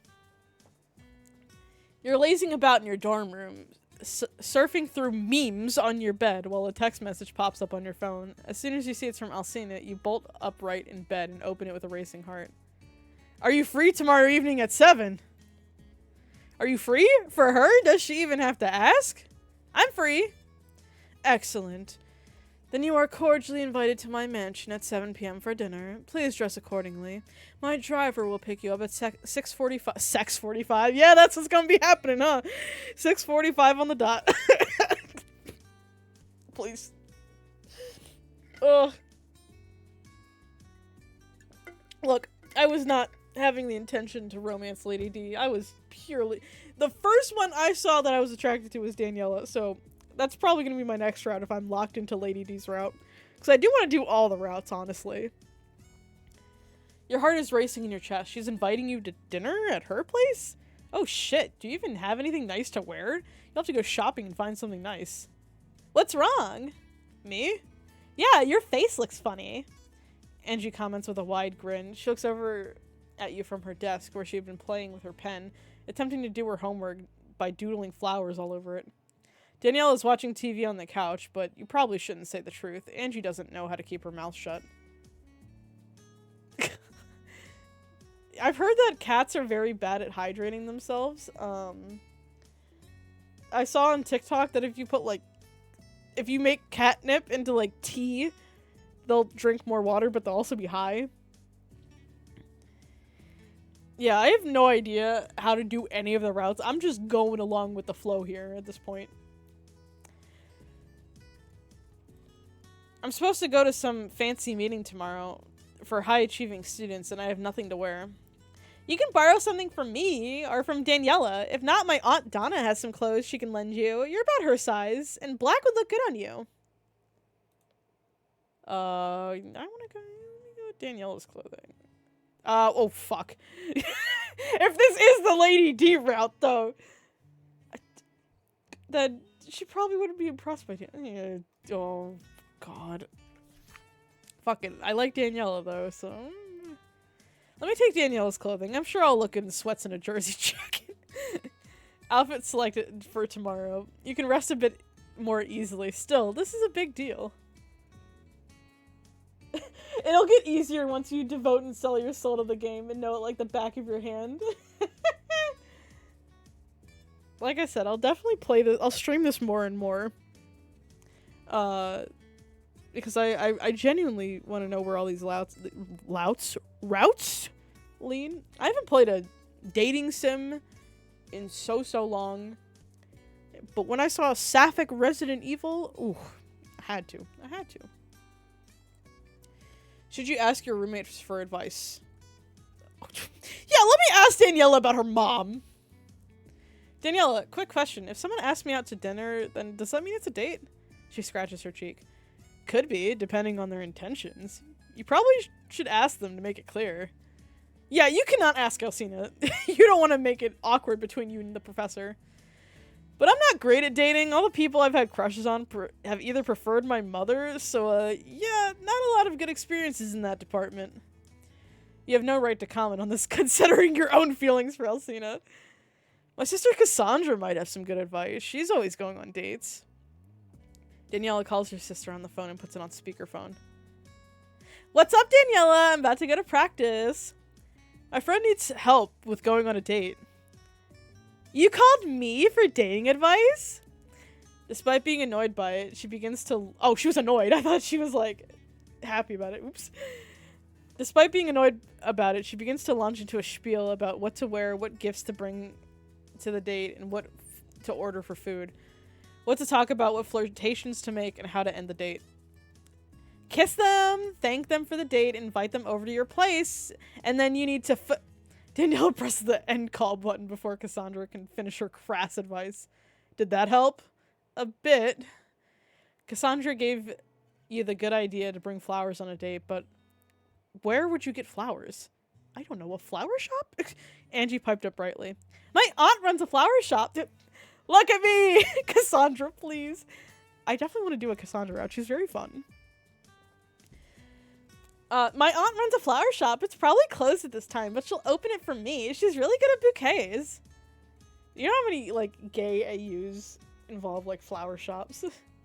On fanfiction, or, like, AO3. Not that I am a frequent resident of AO3. You thank Daniela for her help and then follow Angie to her car. A quick 10-minute ride finds you outside a quaint-looking flower shop that is indeed closed. Angie shoots off a text to her aunt, and the door jingles a few moments later. The Sapphics like flowers. Ooh, hello. Donna, we have a case of an emergency bouquet. Donna is a serious-looking woman with black hair in a bun. She nods her head solemnly and lets you two in. Immediately, she sets to work, tying her work apron. What do you need? What do you suggest? It depends on what you want. Different flowers mean different things. What are you trying to convey? What flowers should you get? Yellow roses, violet roses? Well, I'm not trying to do romance, so red roses typically mean romance. I like purple, so let's go with violet roses. Violet roses for enchantment. Oh god, okay, maybe I should have went with yellow, because yellow typically means friendship, doesn't it? Oopsie. Violet roses for enchantment. Alcina's enchanting, and in case it's not a date, it works as a compliment either way. You thank Angie and Donna for their help and head back to the dorms, eagerly and nervously anticipating the dinner with Alcina. Tomorrow arrives, and at 6:30 you are dressed, ready, and even going through the effort of styling your hair till not a single strand is out of place. You wait by the window, looking out to see if the limo is here. Your hands are sweating, and your stomach is clenched. Will you even be able to eat anything? Right on the dot, the black town car arrives. You scoop up the flowers and run out the door. You get inside the car and try to calm your nerves by looking out the car window and humming a song to yourself under your breath. Alcina's mansion seems bigger and more intimidating today, but that's because of your anxiety.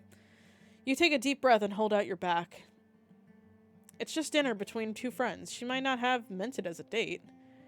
She can't even mean it as a date considering she's your teaching professor.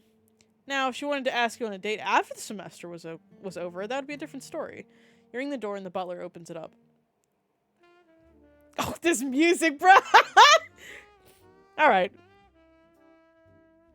Okay, I see the vibe here. He leads you to the grand dining room. Soft jazz music is playing in the background, and Alcina sits at the head of the table, looking beautiful as always. She rises up to greet you. I take it the ride here was smooth? Yes, and I brought you flowers. Violet roses. I've never seen this shade before. They're enchanting indeed. She takes the flowers and smells them, then has her butler put them in a vase of water. You didn't have to bring anything, my dear. Your presence is gift enough. Is she gonna, like, eat me or something? You blush at her words. Would it be considered too hopeful to read more into them? She indicates for the two of you to sit down. The butler comes out with two menus and hands them both to you. There are a few entrees and desserts to choose from. What will you pick for dinner? Foie gras, clam chowder, steak in it. Out of all these, I like clam chowder the most. Never can go wrong with a good soup. Good soup? Strawberry cheesecake? That's one of my favorite desserts! Developer must have known. I'm gonna go with strawberry cheesecake. You hope that it'll come in a big slice. The butler collects the menus as soon as you've made your selections and brings out your dishes. The smell of the food awakens your hunger, and you begin to eat. You aren't sure what you can talk about with Alcina, but she takes the lead.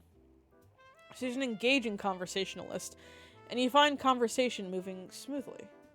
You laugh a few times and regale her with the time you decided to visit the world after you graduated high school. That is why you seem so mature. You've seen the world and learned from it, rather than sit behind a computer screen. Hey.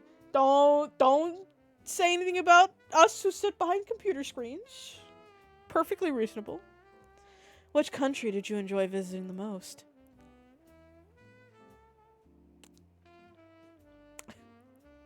Come on now.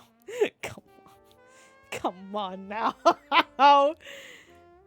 Romania has to be my top choice. Oh my god, my voice gave out as soon as I said that. Help. Help. Ugh. Ooh. Why? Is it because you're studying here now? You want to say because you're here, but you don't. Oakley dokley. Yes. Dinner begins to wind down and the butler brings out a bottle of expensive red wine. This vintage has been aged 5 years. It's one that I've bottled myself. You make your own wine? Over the summer, when I have more time, yes. How do you think I got this mansion, darling? I thought it was from your music career, or from your sculptures, or from your theaters, or from any of the many other talents you have. Professor Alcina chuckles, lifting the glass to her lips. Wine makes the world go round, especially because my wine uses a special ingredient to make it stand out from the others. Try it. I'm scared what's in this wine, guys. You take a gulp of the wine and your eyes go wide. It's rich and heady and almost seems spiced without having the flavor profile of spice. Feels nostalgic in a way that you can't explain it. This is good. The butler comes into the room, bowing his head apologetically. Miss Dimitrescu, you have a guest at the door. Oh, fuck, is it... It's the daughters. Oh, no. Maybe it's Miranda, actually. She scowls. Send them away. I do not want to be disturbed now. The butler looks regretful to announce this. Carl. It's Carl. Who the fuck's Carl? No need to whine about it. Alcina scowls. Is he one of the dudes in the game? Like I said, I haven't played 8 yet. Oops. Is he the dude with like the beard?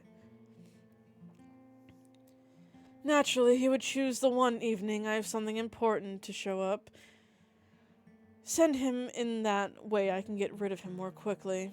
She rises up and you follow after her, going into the main entrance hall. Oh yeah, it is this dude. I don't know what his voice sounds like, so I'm just gonna be doing a dude voice. Elsie, how are you doing? I feel like that is not his voice at all, but we're vibing. He holds his hands out as if to give her a hug, but she crosses her arms over her chest and looks down at him with barely concealed annoyance. This is my brother. Alcina states with irritation. You look Carl over. He's nicely built and has gray hair and a gray beard. Yeah, the dude voice, you know. He smells of motor oil and has grease stains on his clothes. He's also very short. Alcina has all the height genes. What do you want? I came to check on you! What? I can't check on you, it's been ages! You saw me last month. Exactly! Ages ago! Spit out your true reason for being here. I have business to attend to. He arches a brow and looks at you. Business? Yep, just business, wine business. He laughs. Did Alcina ever tell you about the time my beer destroyed her wine at a wine competition? Carl continues on, ignoring the warning in her voice. She strutted up all cocky and shit, thinking her wine would win the yearly competition yet again. I described it to be funny to put her in her place and join the competition with my beer, and I won! Oh, he's so German. Oops. He laughs again.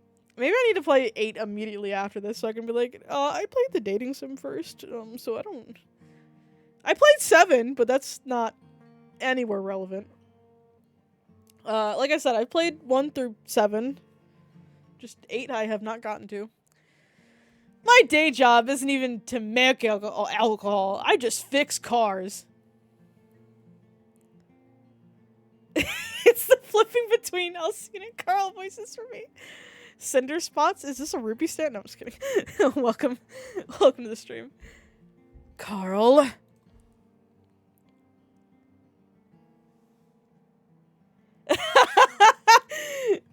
I'm enjoying this so much. Like, I love the concept of a Resident Evil dating sim. Like, I don't know. I love this game. I have to say. And I will definitely play 8 eventually. But I think it's more appropriate. This is the 8th? What do you mean? Yeah, this is actually the 8th game. This is Village. Look at what I tagged it on Twitch. This is actually Village. This is the secret route that when Ethan dies, you get reincarnated into a college woman. This is the actual story of Village. Exactly. She looks increasingly irritated. You wouldn't be surprised if she lifts him up and throws him out the door. Carl wipes away a tear from the corner of his eye. Good memories, but yeah, I came in to check on something. He looks at you. Mind giving us some privacy? You wander off as the two of them enter a study to talk about who knows what. What should you do? Yeah, what should I do? Drink more wine. That seems like a great option. Let's get tipsy before my lady of the night comes back. Yeah, let's get a crunk. Wait. We just sit here and wait. Oh, here we go. Look, see, I didn't barge in on anything, so you should trust me still. Alcina enters the dining room and is rubbing her temples. That man's perpetual stench of motor oil gives me a headache. I need some wine.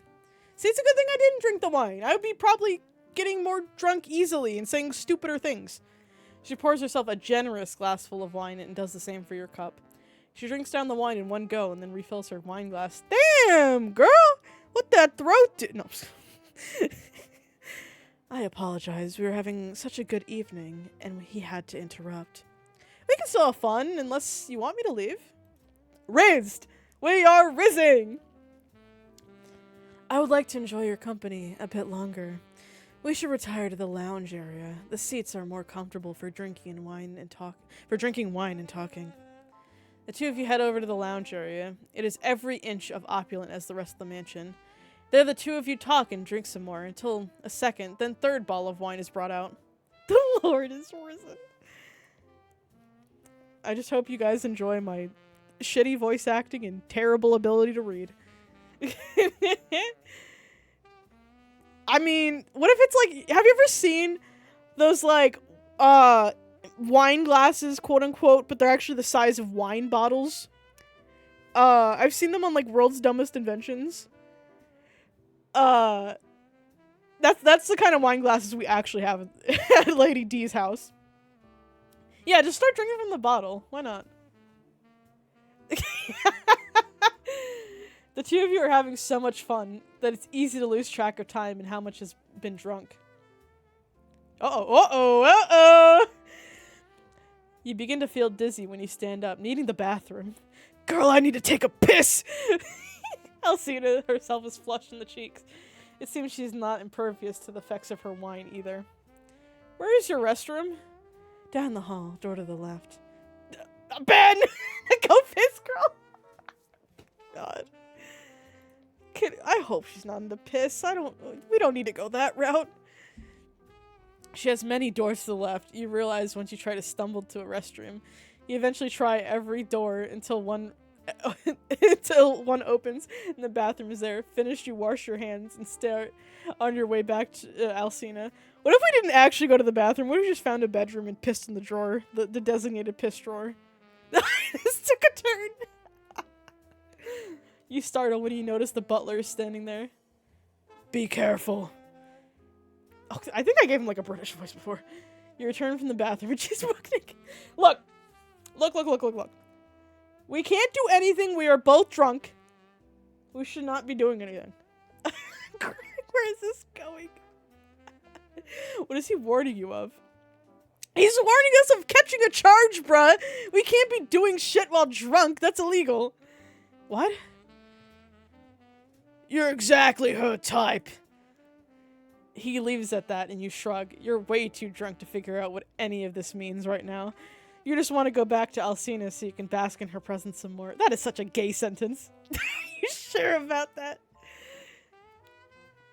You get there and see that Alcina seems to have finished the rest of the third bottle. Jesus Christ, we're about to die. While you were in the bathroom and is now working on onto her fourth. You're exactly her type, Jules. Okay. Come, dear, the night is long. We have more to discuss. Like eating me? This is too much wine. Ben, you're my alcohol expert here. I literally do not drink. Not because I'm like young. I'm 26. I just don't drink. I think I need to refill my water. This is oof. Oof. Smiling at her, you eagerly take the seat in front of her and pluck the filled wine glass from her fingers. A lot more to discuss indeed. Talk turns to art and different techniques. You're curious as how she makes her sculptures look so lifelike. Oh, lifelike! Okay, maybe I'm sensing the danger.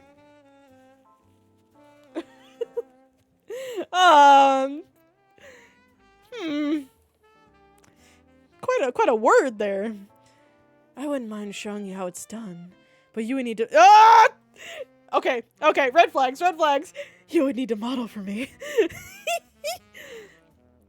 Your eyes grow wide at this. She'd make a statue of you?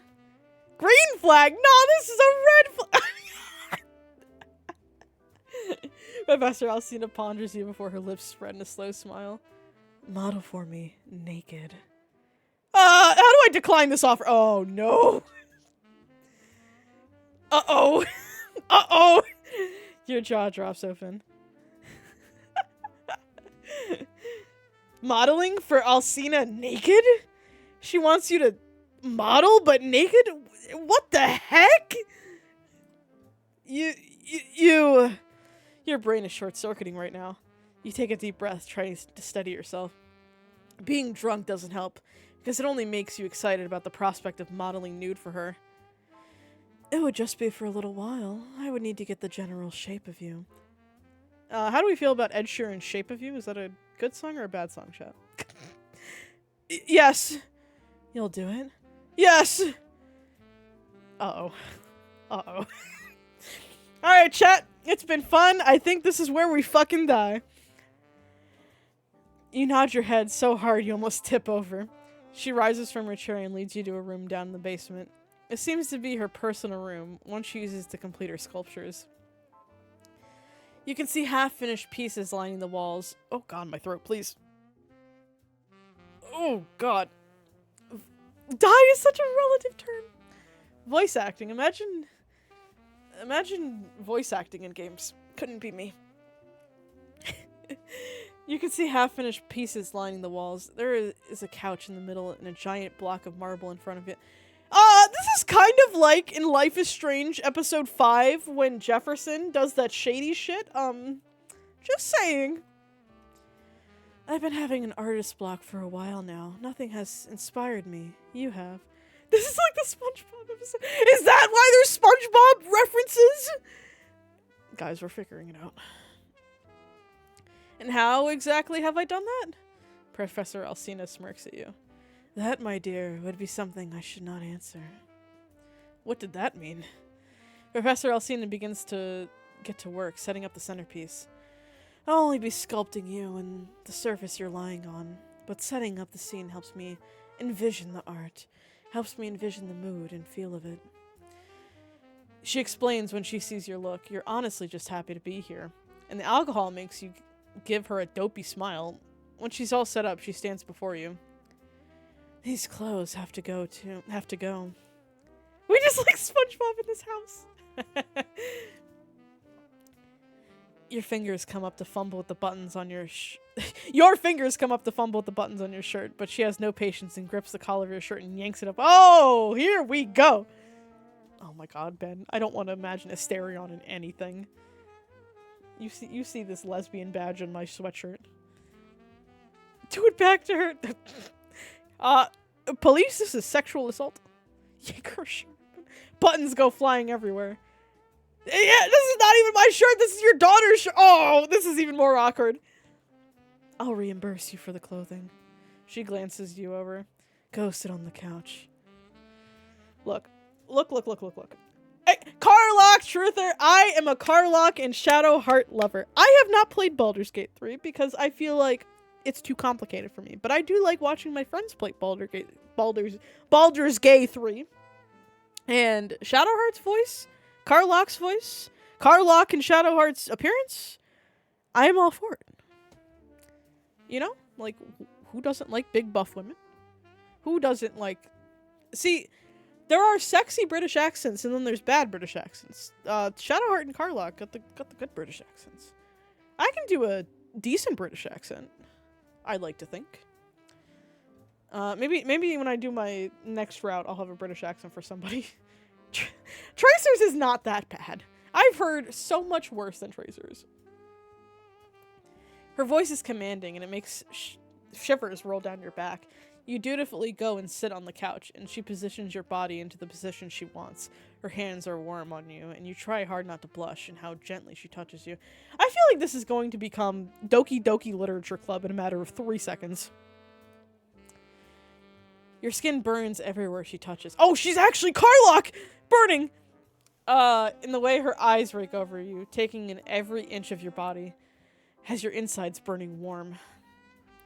If you lean into her touch a bit, craving more of it, who can fault you? Did you know? I'm actually a secret detective in my day job. Half-dressed. I think half-dressed will be fine. You can't tell if she's talking to you or thinking out loud. Either way, there is an adorable look of concentration on her face. Yes. She declares herself as she takes a step back and nods in approval. Shirt open lends to more romantic air about the piece. This'll be good.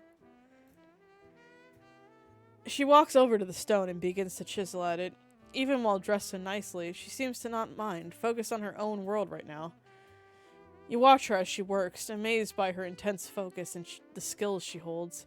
Even while tipsy, she can still exert so much control over her hand motions and set of the chisel in stone. You don't know how long you lie on the couch, leg bent at the knee, while the other is extended, and head propped up on your arm. Eventually, you begin to grow more tired and fall asleep in that position. Oh no! Is this game actually not just a dating sim? It's, if you fall for the hot women, all of them will kill you? Is that what I'm getting at here? Have I solved the mystery? You awaken when a shudder of cold rips through you. You yawn and see that Alcina has whittled the stone down to a rough outline of your shape. What time is it? Professor Alcina, who has been doing some exercises to rest her hands, looks at her watch. It's 3 a.m. She seems aghast at this. My sweetling, I did not mean to keep you this late. We must get you back home. She rises from her seat and her seat, and you rise from the couch, wincing in pain. Your body is stiff from staying in this position for so long. You rub your arms and legs to get the circulation flowing again, and then try to close up the shirt before remembering it cannot be closed. Oh boy, 3 a.m. Another fucking SpongeBob reference. Good. 10 out of 10. Stu, what are you doing? Making chocolate pudding. Oh, that's 4 o'clock in the morning, isn't it? Stu, why on earth are you making chocolate? It's 4 o'clock in the morning. Why on earth are you making chocolate pudding? Because I've lost control of my life. Oops, how are you going to explain this? I will call my driver for you. She leads you to the door, and you stifle another yawn. Despite the nap, you are tired. Oh god, not the one Sonic XYTP. 3 a.m. Yeah, this is actually a SpongeBob game. Where's the good podcast? Where's the SpongeBob dating sim? Oh, I should have worn my SpongeBob shirt. I have one SpongeBob shirt from I reviewed a SpongeBob subscription box because it was meme SpongeBob stuff on my YouTube channel, and it's like the dumbest SpongeBob shirt. It's like tie-dye, and it says like, can't wait for the weekend. I don't like the sounds of a SpongeBob dating sim. Why not? You're telling me you don't want to rizz up sandy cheeks That just sounds like a nice challenge to me. Takes notes, make SpongeBob dating sim. Okay, noted. Oh god, what am I doing? If I can request something, I would definitely love a dating sim with the other Resident Evil girls as well. My personal favorite Resident Evil character of all time is Jill Valentine. I absolutely love Jill. Ada? I need to cosplay... I need to get Monk to cosplay Ada. I cosplay Leon. He's the only Resident Evil character I cosplay at the moment. But I want to cosplay Jill eventually, like Resident Evil 1 Jill. Risa Plankton? Oh god. Claire is good. Claire's a really good character. But, like, if you ask me who is my favorite, it's Jill. Jill is so good of a character. Leon is definitely my second favorite character, but no one can compete with Jill. I love Claire. Claire is great. Jill Valentine steals my heart every time. That does not rhyme, but it's fine. But yeah, I absolutely love and adore the Resident Evil series. I will play 8 eventually. I kind of missed my horror window of playing it around Halloween time, but maybe we could play it for Christmas. That's a great Christmas game, right? We all want to get spooked for Christmas, right? When the two of you get to the door, Alcina gives you a soft smile. I enjoyed our evening together. We should do this another time. You agree with her, but before you can spend any more time with her, the driver's already here. She hands you some money to replace the shirt and then leans in to press a kiss to your cheek. Ooh, let's go. Have a good night, dear. I know I will. She probably stole our blood. She murmurs lowly next to your ear, making the hairs on the back of your neck stand up. You instantly flush red and turn around hastily so she won't see your reaction. Yeah, like, I think RE8 would be a great Christmas game. Yeah, I need to get Monk my heart on Christmas. I need to get Monk to cosplay Ada so we can do Leon and Ada together. What? Why did I think I said Ada and Ada? Yeah, we need to do Leon and Ada together.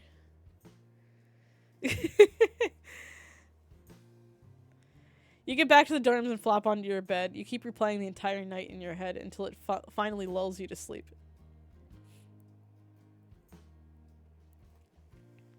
See, what I want for Christmas is for Capcom to announce that they're remaking Code Veronica so I can actually play it. I know I could just play the original or Code Veronica X, but I want like a Resident Evil 4 style remake. You know what I mean? You wake up the next morning still in your clothes from last evening. Angie's up and she notices. Wow, what happened to the shirt? Daniela is gonna flip when she sees. She owns like 3 outfits on rotation. This one was one of her nicer ones. Ah, shit! I have money to make up for it. You pull out the 500 lei that Alcina gave you to cover the cost. You can imagine the fury on Alcina's face if she finds out she ripped clothes that belonged to Daniela. How did things go? You're not sure how to answer this. You had fun, yes, and you had great conversation with Alcina. But did Alcina like the time you spent together? She seemed happy, but was she? This is a true lesbian game. We're a clueless lesbian. We're like, oh, we don't know. Maybe. And now you're overthinking everything. You need to stop. I had a good time. The person I was with was very kind and charming, and we had a good evening, and Angie arches her brow, looking you up and down. Clearly. Oh! Daniela shovels in, rubbing the sleep from her eyes. Who did you go out with? Yeah, no, you're not answering that question. Gotta go, bye! And you hastily race out the dorm room before you can get asked any more questions. I'm sorry, Daniela, I really wanted to go out with you, but I accidentally went the mommy route. Deciding what art to make for Alcina will be tricky, but you want to make something she would enjoy. What should you make? Look, there's more of the SpongeBob. Let's do the of her and her daughters. You make your decision and set to work. For 2 nights straight, you dedicate your time after classes to finish your work. You know you aren't obligated to make art for her, but you want to. You want to give her something she will like. Press H. Hey! There it is. Look at that. Is this Dio over here from JoJo's Bizarre Adventure? No, I'm just kidding. When you finish, you stride up to her office during office hours and knock on the door. I love this best mom cup. SpongeBob. Everything is SpongeBob. Your hands are sweating and you're nervous. What if she doesn't like it? What if she hates it? Come in. You enter the room, and is it your imagination, or does she brighten a bit when she sees you? Did you have a question? Question? Did you have a question about the essay? You shake your head no and bring up the art piece from where you had clearly stored it in your bag. I wanted to make something for you as a thanks for letting me into the society. She takes the piece and her eyes soften as she looks it over. Thank you, darling. This is wonderful. This art piece... I cannot speak. This is why I'm not a professional voice actress. This art piece shows me you're ready. Ready to finally start making art for the galleries. Really? Bursts out of your throat in excited breath. Professor Alcina nods her head.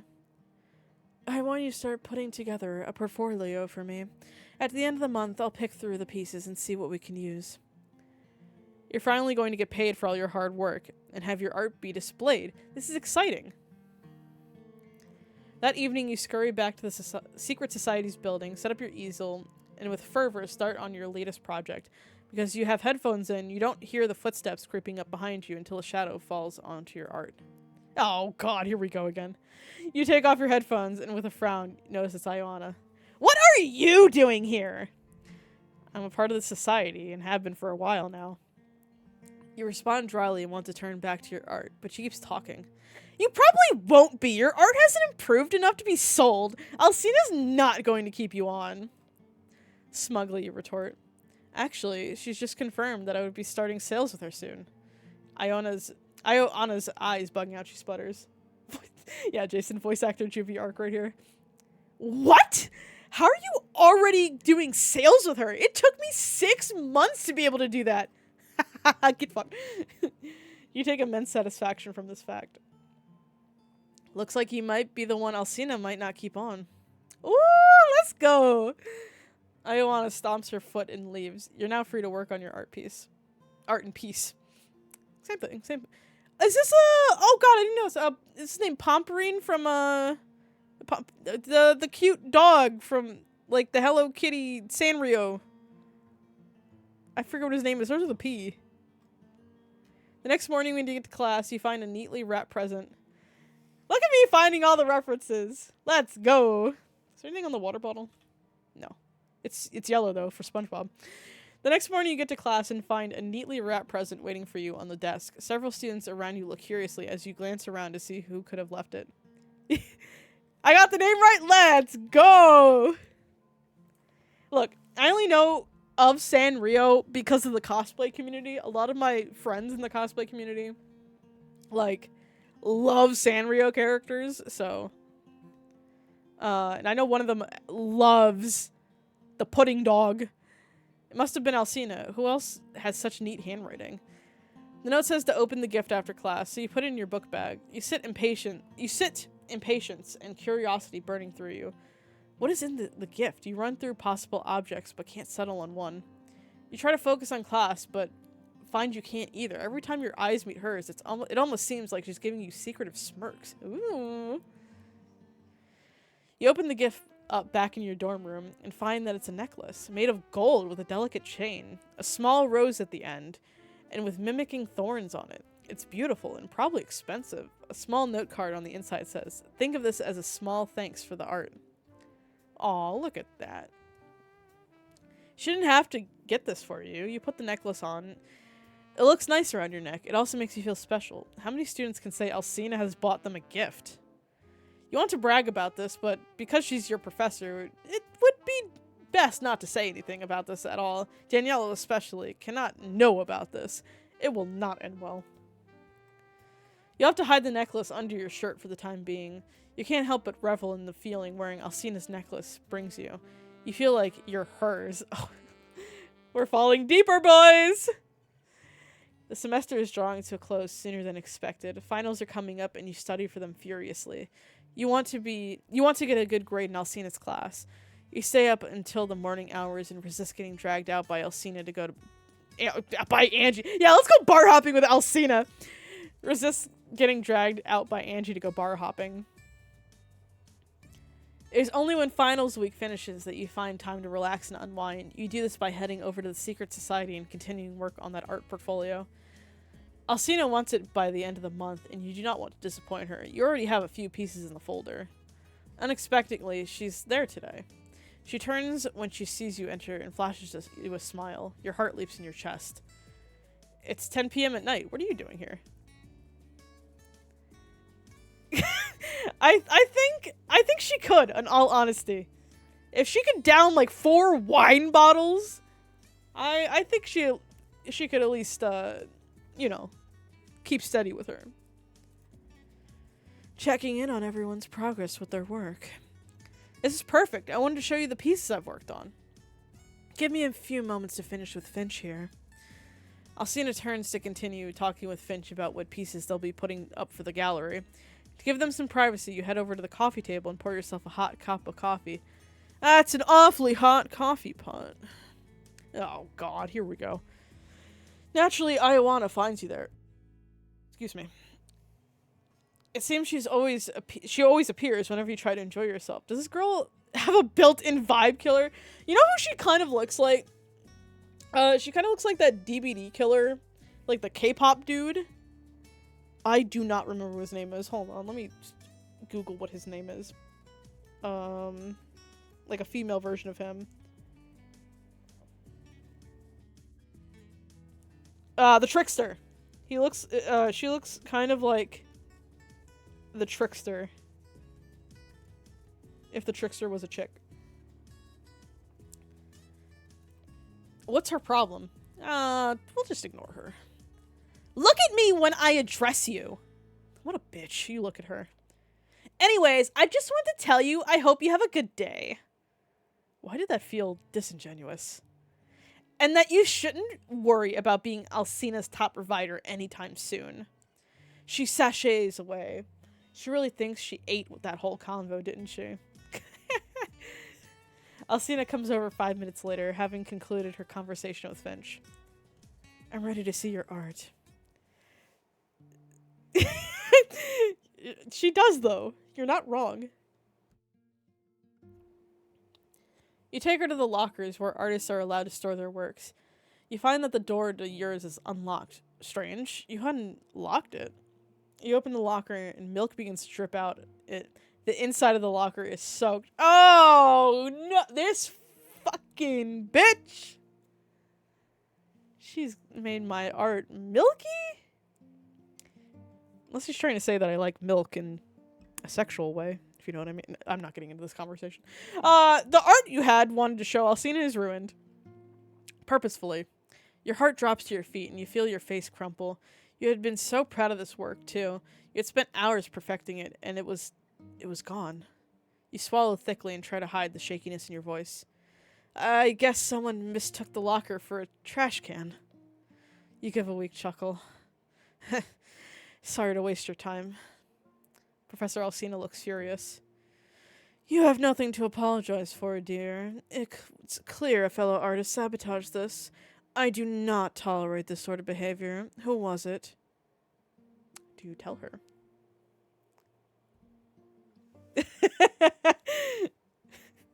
I know, right? You'll never know what you expect on the Bad Games Stroll stream. Fuck it. Tell her. Why not? I believe it was Ioana. You believe or you know? It's highly likely. She hasn't been the most welcoming when I first arrived, and she's only been constantly harassing me ever since. Professor Alcina looks even more furious at this. The vein in her neck is bulging. She tries to keep her voice even towards you. She looks hot while pissed off. Why didn't you say anything? I didn't want to bother you. This is supposed to be a safe space. A space where you can be supported, not torn down. I am appalled that this sort of behavior has occurred. My sweetling, can you ever forgive me for allowing such a thing to happen to you? It's not your fault. It is. I should have noticed this sooner. I should have been someone you could trust to come to solve this right away. I do trust you. You saved me from 2 hangovers, remember? My wife!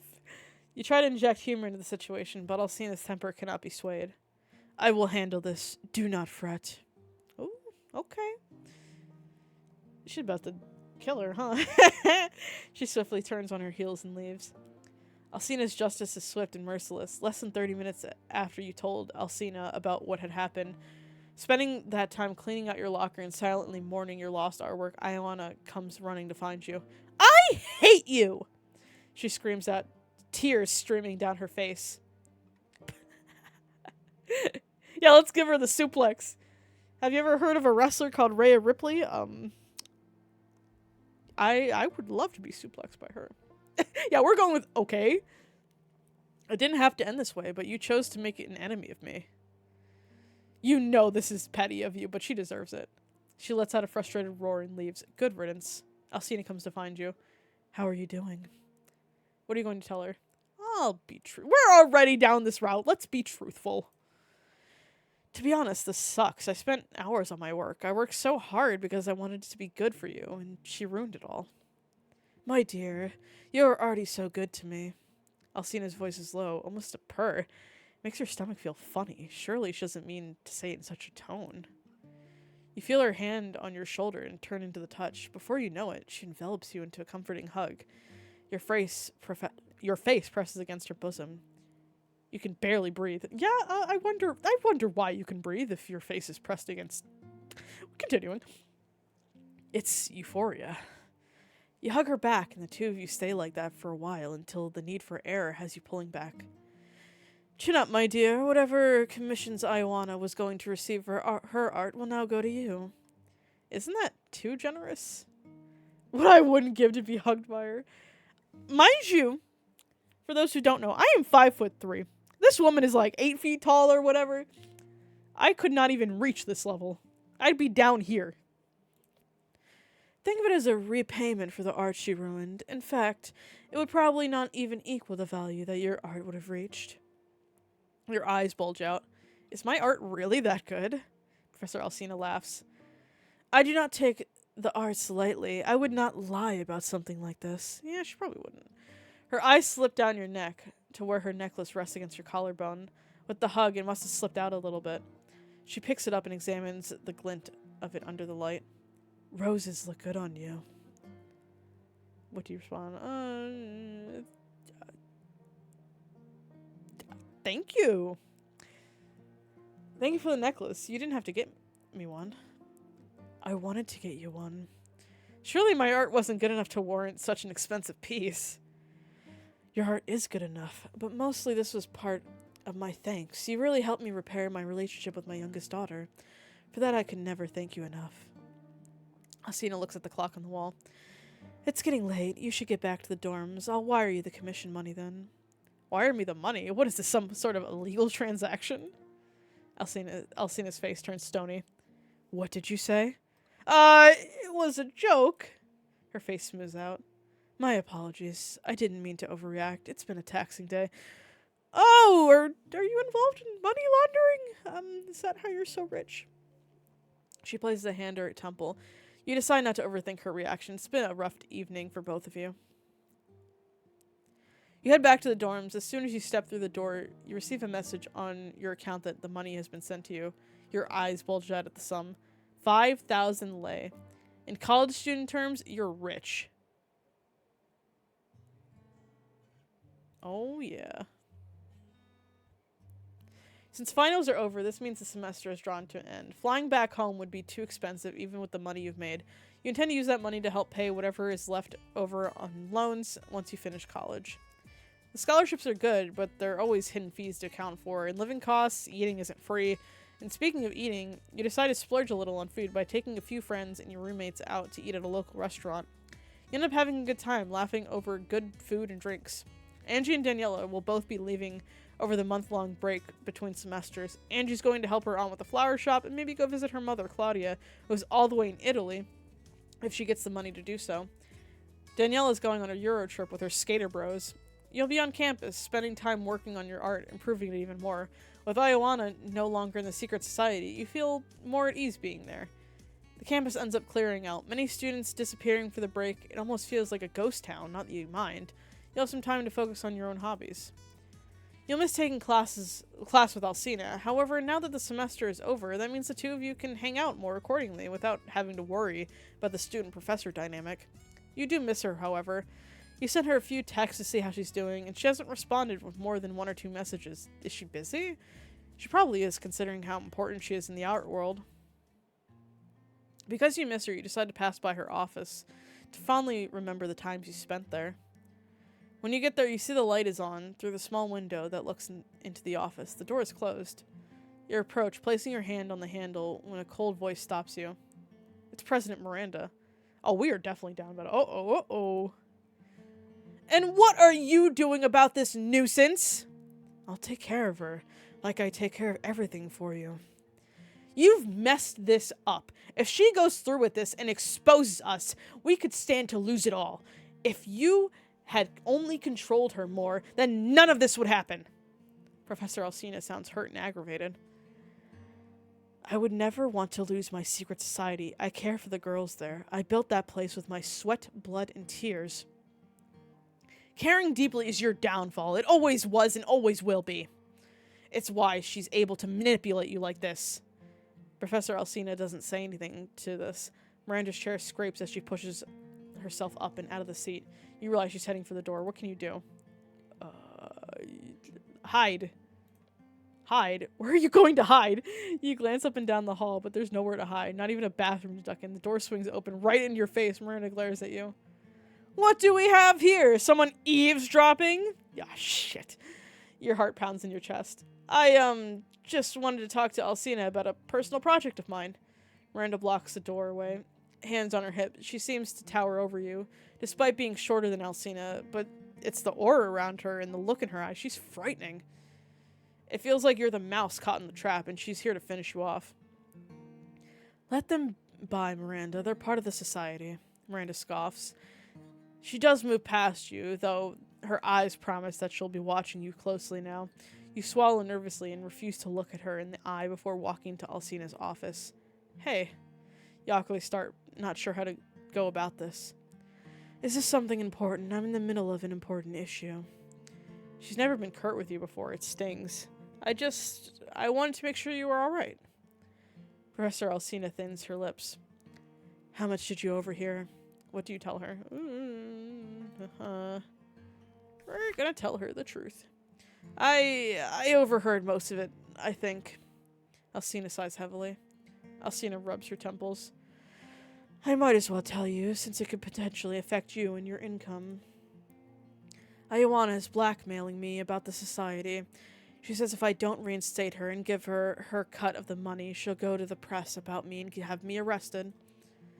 You can get arrested? But why? It's only a club. It's not just a club, my dear. You're making money off of it, while the other clubs cannot, at least to the extent that we do in this club. There's a chance that I can get in serious trouble over logistics. This is like college athletics, where you're trying to slip some money under the table to get the better athletes. You know what I mean. Besides, it's an exclusive club. Clubs are not allowed to be exclusive because it looks like I am favoring students over others. Oh, what's the problem with favoring students? We all have a favorite child. I see. So what can you do about this?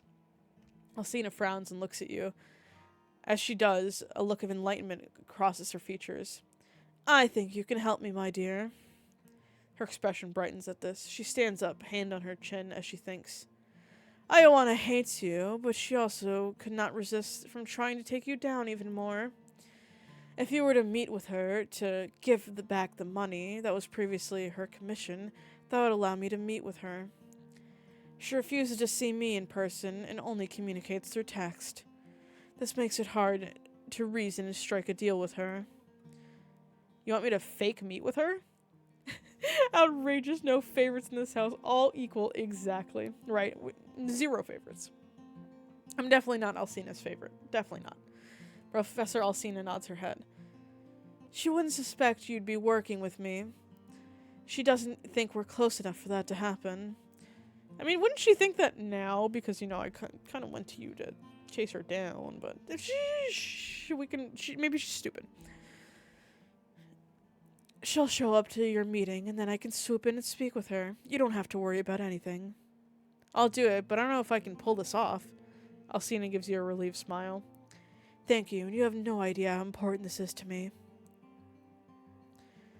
Saying you'll do it and then actually doing it are two different things. You feel sick with nerves and rub your hands together. You're waiting on Ioana to arrive to the classroom. It's been unlocked with Alcina's key. It was decided this would be the best place for privacy. The door is open and the envelope of lei sits heavily in your pocket. You look out the window and try to calm your nerves. You got my money? You turn around to see that she's walked in. She does a sweep of the room and, satisfied, it's just the two of you. Steps in and closes the door behind her. I do, but I just want you to know, why are you doing all this? Why are you blackmailing the society? Alcina told you? Uh-oh, we made her sus. We made her sus. Suddenly her suspicions grow. You can't have that. You need her to stay put so Alcina can have some time to come over and finish the rest of this. She told me I had to return the money. When I asked why, she said you were blackmailing the society. That's all I know. Ioana scoffs. Right, so I get painted as the bad guy even though she's running a money laundering scheme using students to help fund the president's pet cult members? Ooh, I spit a lot of peas on that one. Your jaw drops at this. What? Ioana laughs cruelly. Oh, you didn't know? No, you didn't. And you can't tell if she's being truthful or not. Is she just messing with you? This whole school is just one big farce. They recruit students here with their full scholarships and then they slowly turn their brains into mush so they'll become cult members. And if they can't convert them, they'll just bleed them dry of their talents till they can't make any more money for their cult schemes. Oh god, we've been helping an MLM! Your stomach turns at this. This all sounds so outlandish. Could it be true? Enough! The door slams open and her powerful voice cuts through the air. She looks pissed. Shut your mouth, Ioana. Ioana looks scared to be caught, but she doesn't back down. Or what? If anything happens to me, the media will find out. Alcina ignores her and turns to you. There's a softer expression on her face. Sweetling, you need to leave now. I have to talk with Ioana. What do you do? Yeah, let's save. And leave. Alright, I'll go. You head for the door. Ioana watches you go with terror in her eyes. She knows she's trapped here because Alcina won't let her leave through the door. We just allowed her to commit murder. It's fine. Don't go! Don't leave me alone! Her cries for help are horrible and blood-curdling. Don't you know what they'll do to me? She lunges to grab at you, but you duck out of the way and under Alcina's arm. Ioana and Alcina are left in a heated stare-off. It's best for you to go home, little one. This conversation will be painful. We just kind of helped with a murder, didn't we? The door shuts with finality on the two of them, and you were left wondering if you did the right thing. I don't know about that. You head to the dorms feeling horribly about everything. What's the truth of the matter? Is what Ioana said a lie meant to get you to distract Alcina, or is it the truth? Yeah, this is the twists and turns, bro. I have to ask, is this goat a Webkins? I used to have a bunch of Webkins, and they kind of were about this size.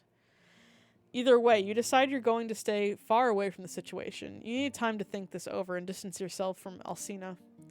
Alcina eventually texts you throughout the week, but you ignore her messages and her phone calls, even going so far to block her. You stay cooped up in your dorm room, figuring you can just avoid reality if you don't have to leave your bed. Ioana, looks at smudged writing. Missed. Uh-oh. Uh-oh. Alcina doesn't take well to being ignored. She helps herself to entering your dorm room. You're not supposed to be here. Daniela gave me her key. I was worried for you. Why didn't you answer my messages or calls? You avoid her eyes. How will you confront her about any of this? Is it what Ioana said? Oh, wrong voice. Yeah, it does look like a little Webkins. Is it what Ioana said? Is that keeping you worried? Yes. Why did I say that so robotic? Yes. I see. And it looks like as if nothing I can say will change your mind on that. You've lost your trust in me. I have, and I wish I hadn't, because I care for you, and I don't want to be involved in anything shady. I understand. I think I should also drop out from the secret society. Professor Alcina's crestfallen, but again, she doesn't try and pressure you to do anything. All I ask is you don't speak about this with anyone. I don't want problems to befall my other students there. Uh-oh. I won't. I honestly want to forget about this entire mess. Alcina heads for the door, but pauses right before she can leave. I'll join an MLM for you. I'll join your murderous cult. For the record, I also cared for you. We could have been more. Her words crush you. You had wanted badly to be more with her, but this entire ordeal left a bad taste in your mouth. You couldn't be with someone who could be wrapped up in such a business. I wish things had ended differently. I do too. What of Ioana? Don't worry about her. She won't bother either of us. Oh! Yeah, She leaves and you slump down on the couch. It's all over. It's Jover. Whatever could have been won't ever be, and you don't know how to feel about it except tired. You wonder what happened with Ioana. Curious, you go on the online registry of students. You search for it and find that Ioana is no longer a student. What the hell happened to her? Whatever had happened, you were smart enough to stay out of this. You didn't want to become like her, a student that had disappeared into thin air. It's why you try your best to return to a normal life. The next semester starts and you throw yourself into your classes. You focus on your work and you study hard. You go out with friends and have fun. You join some new clubs. You avoid any and all related art classes. Perhaps it's time for a change in majors. Most of all, you try to forget about Alcina. About what could have been, but wasn't. Things are for the better this way, you tell yourself. And you keep telling yourself this for the rest of the years you spend at college. Damn. Uh-oh, we got the heartbroken ending. I think I'll reload the save just to see what else happens. But, damn!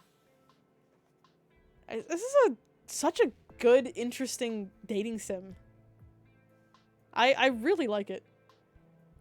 I definitely need to play more of it. Let me load back up this other save. Let's refuse to do so. I'm not going in anywhere.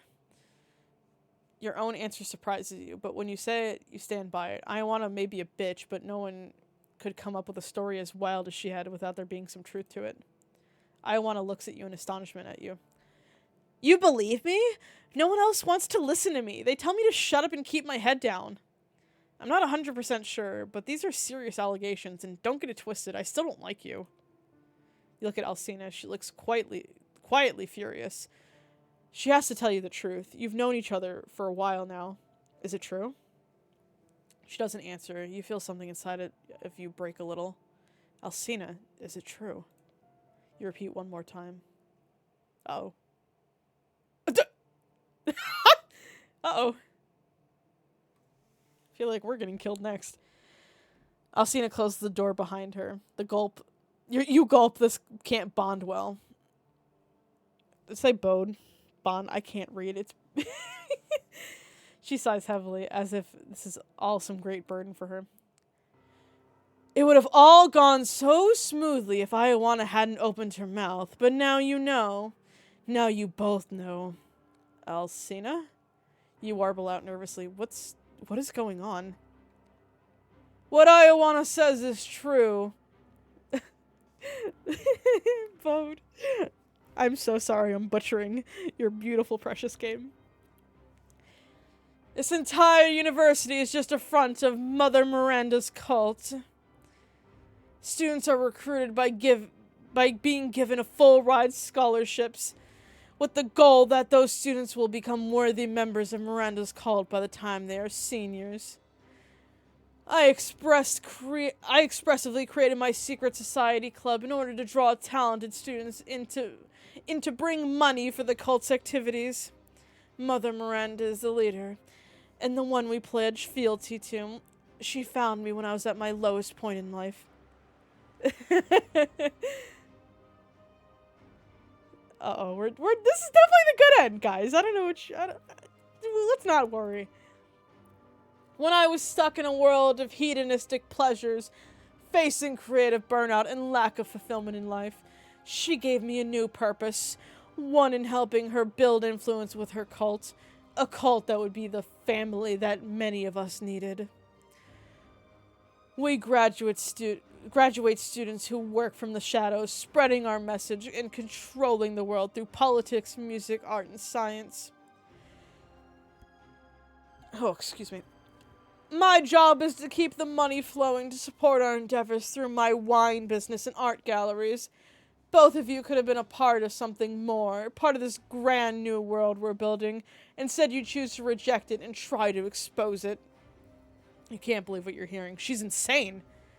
I can't believe you would do something like this. What is wrong with you? She grits her teeth. I'm on the path to righteousness.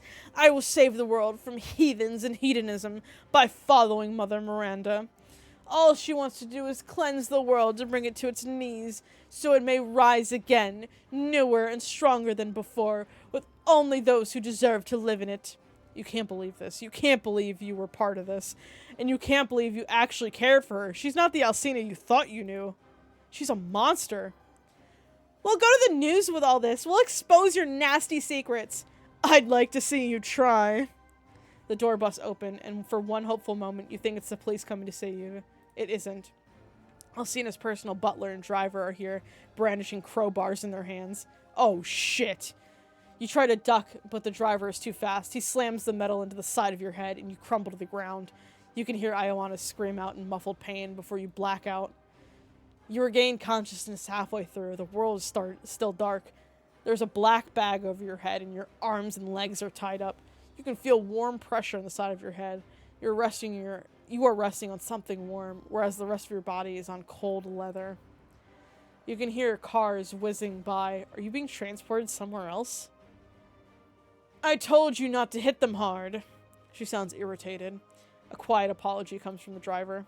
I need them in one piece. If you've marred their beautiful features. She's let the threat hang unfinished. The warm presence on the side of your head turns out to be your hand, gently cradling you. I wish things hadn't ended this way. I thought you were different. She speaks in a low tone, remorsefully. But it always ends the same way. She sighs regretfully, and you slip back into unconsciousness. This time you wake up, your body feeling incredibly stiff and immobile. You try to move, but find you can't move your body at all. You're stuck in a reclining pose, as if you're on a couch, hand propping up your head. What happened to you? Why can't you move? You try to scream, but can't open your mouth. But you can't open your mouth, nor produce a sound. You can't even breathe. Your lungs can't move to draw in air, and yet you're still alive somehow. What is going on? There is something covering your face. It gets pulled down a moment later. You are almost blinded by the light of the room. Alcina is standing in front of you, in a room filled with statues. She looks at you with a mixture of pity and pride. You came out marvelous. I knew you would.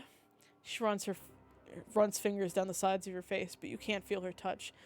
You can only feel cold all over. Ioana didn't come out as well. Then again, she lacks the beauty needed to be a sculpture. Fear strikes through you, so strong it would be freezing you if you already couldn't move. Sculptures? Ioana was a sculpture? You follow Alcina's gaze to where, indeed, there is a statue of Ioana on her knees, begging as she looks up into the heavens. There's an expression of absolute terror on her face. She isn't the only statue in the room. You remember being here when Alcina gave you the house tour earlier. This room is filled with statues of young people with various expressions of horror and dread, anger even. She had kept these statues a secret, and now you know why. You don't know how Alcina is able to do this. Perhaps it is a gift given to her by the cult, but she can somehow turn people into statues. All these statues are her victims, students that must have discovered the truth. And now you're one of them. I do hope you understand why I had to do this. You left me with no choice. No one can get in the way of Mother Miranda's plan. She gives you a ruthful smile. Damn, this is what happens when you shrimp, ladies and gentlemen. And non-binary pals. At least your beauty will be forever immortalized. She presses a gentle kiss to your forehead and leaves. You're stuck spending the rest of eternity as a sculpture. I don't think there's any way to get a good ending out of where I put this load sequence in. Alright. We'll go with the last option here. Question her. Is everything Iona said true? Alcina's face hardens. Hello, mates. 'Twas a good... Yeah, it's... Just because I'm not getting into her panties does not mean it's a bad ending. This is really interesting. Like, this is super impressive. Do you think me capable of such things? Do you? You're not certain anymore. All you know is that you care for her deeply. I just want you to tell me the truth. Not now, my dear. Welcome, welcome. You nod your head and head for the door. Don't go! Alrighty.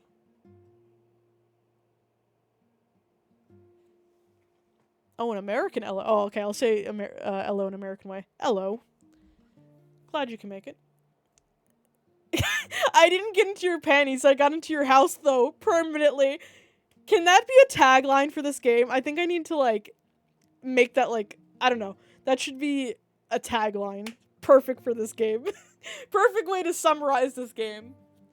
If I somehow do a review, I don't do reviews for games often, but if I do a review, that's gotta be my 10 out of 10 verdict. I didn't get into Lady D's panties, but I got into her house permanently. You intend to leave, but something doesn't sit right with you. You dig in your heels, fury building inside you among the swirling maelstrom of anger and hurt. What is she talking about? Tell me the truth, Alcina. Alcina's face falters before she strengthens her resolve. Iona is telling the truth.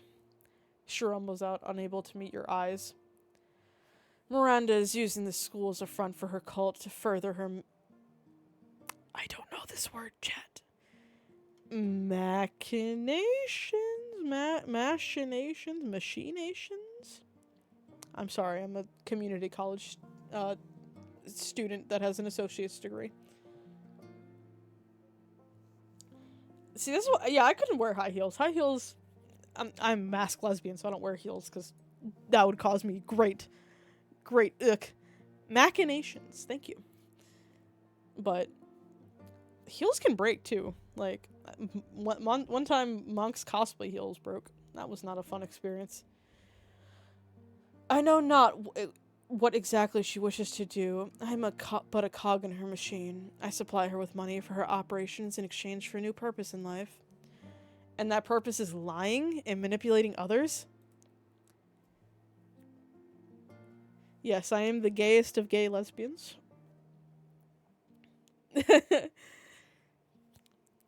When I do re-debut as a clown eventually, I'm making sure Jason has the lesbian color scheme in there to continue with. Because I didn't want to just plaster the flag on it like I did for this design. But I do want subtle references in all my designs because I'm a very proud lesbian. Are you mad at me? Uh-oh. I'm confused and hurt. Why would you do all this? Professor Alcina sighs, suddenly looking exhausted and burdened with this world's weight. My darling girl, I wish I knew. I thought I was part of something good, something grand. Mother Miranda promised change, promised salvation for this world.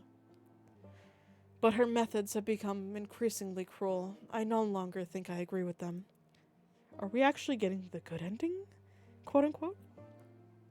Then you need to leave, to free yourself. It's not as easy as you make it seem. Escaping a cult is very difficult, especially when there are eyes and ears everywhere. I'll help you. Why would you help me? Because. At this, your voice wavers. If truths are being spoken today, then you might as well spit it out. I'm in love with you. A loud retching noise reminds the both of you that Iona is still there. Oh, right. How can we... Give me a moment, darling. I have to deal with our little troublemaker here. We'll speak later. You leave the room as Iona screeches out, "Don't touch me!"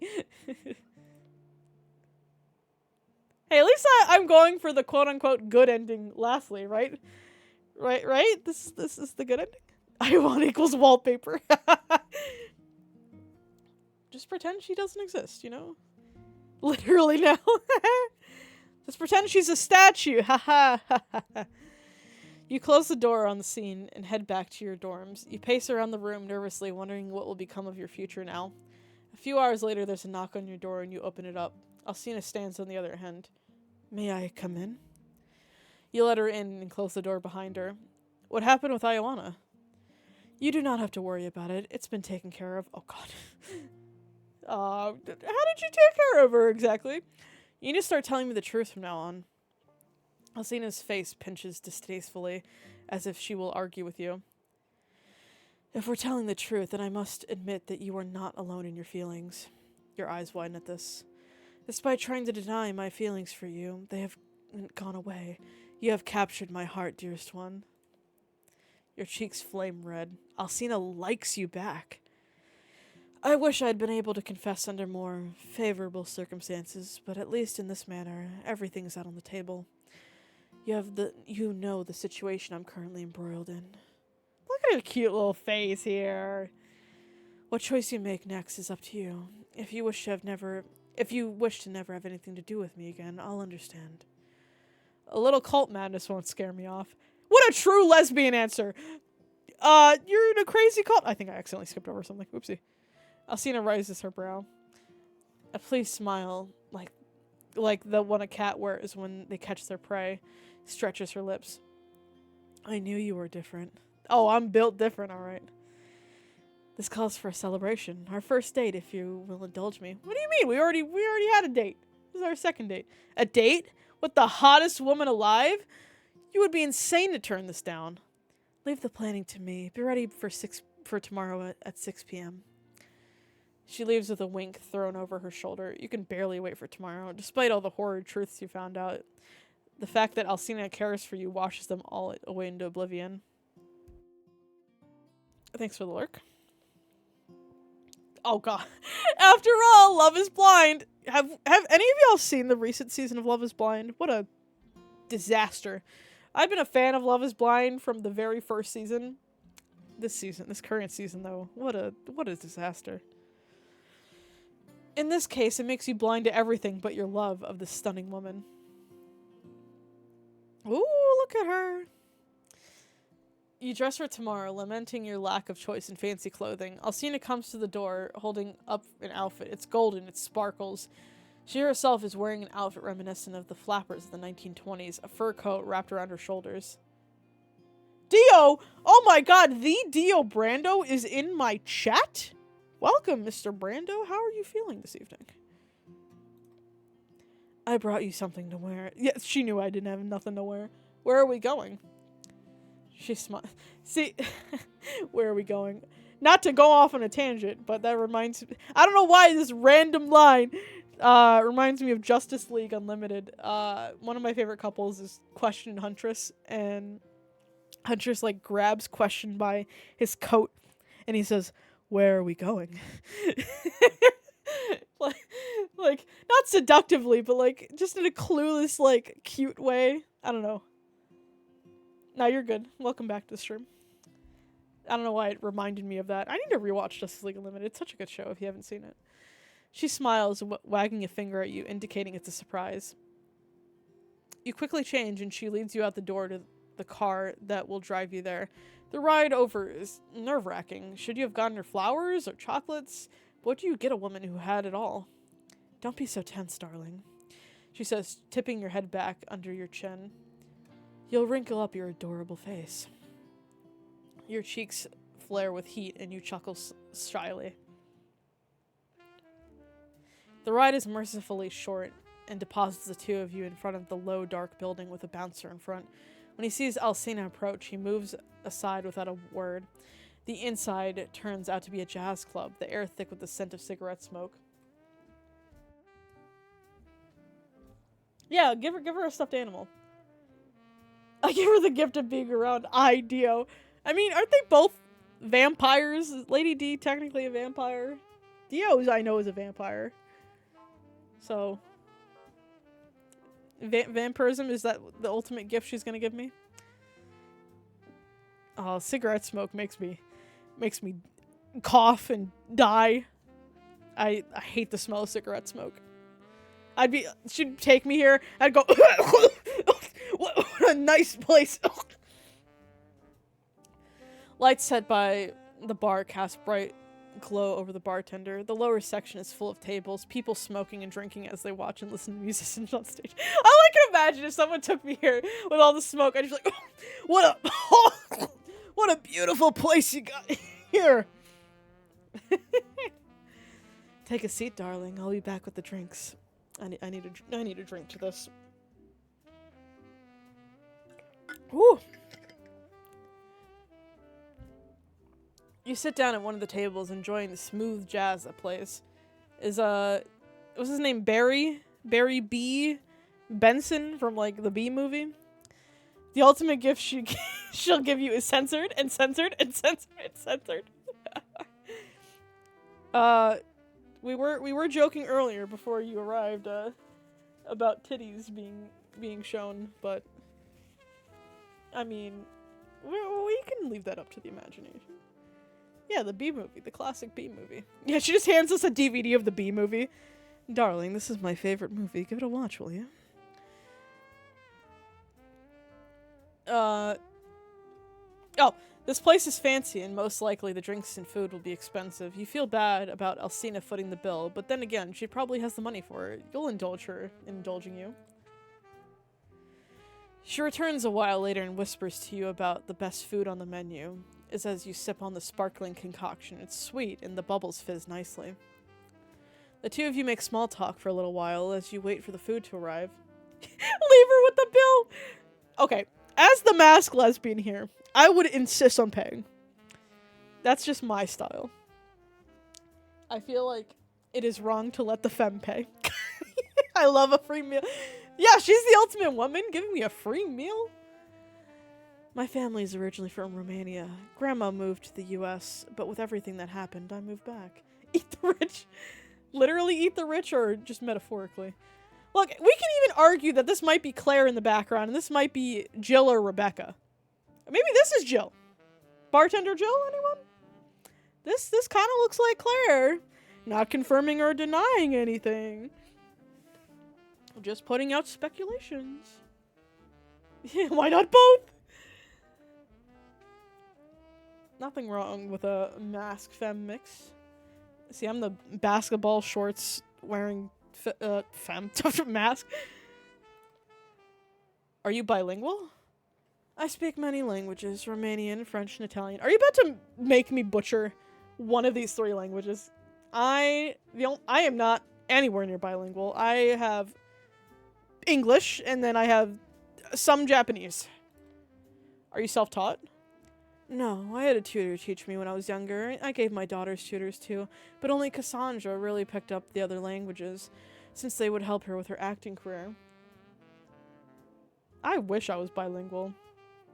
See, my family is Polish and Slovak, or at least my great-grandparents are.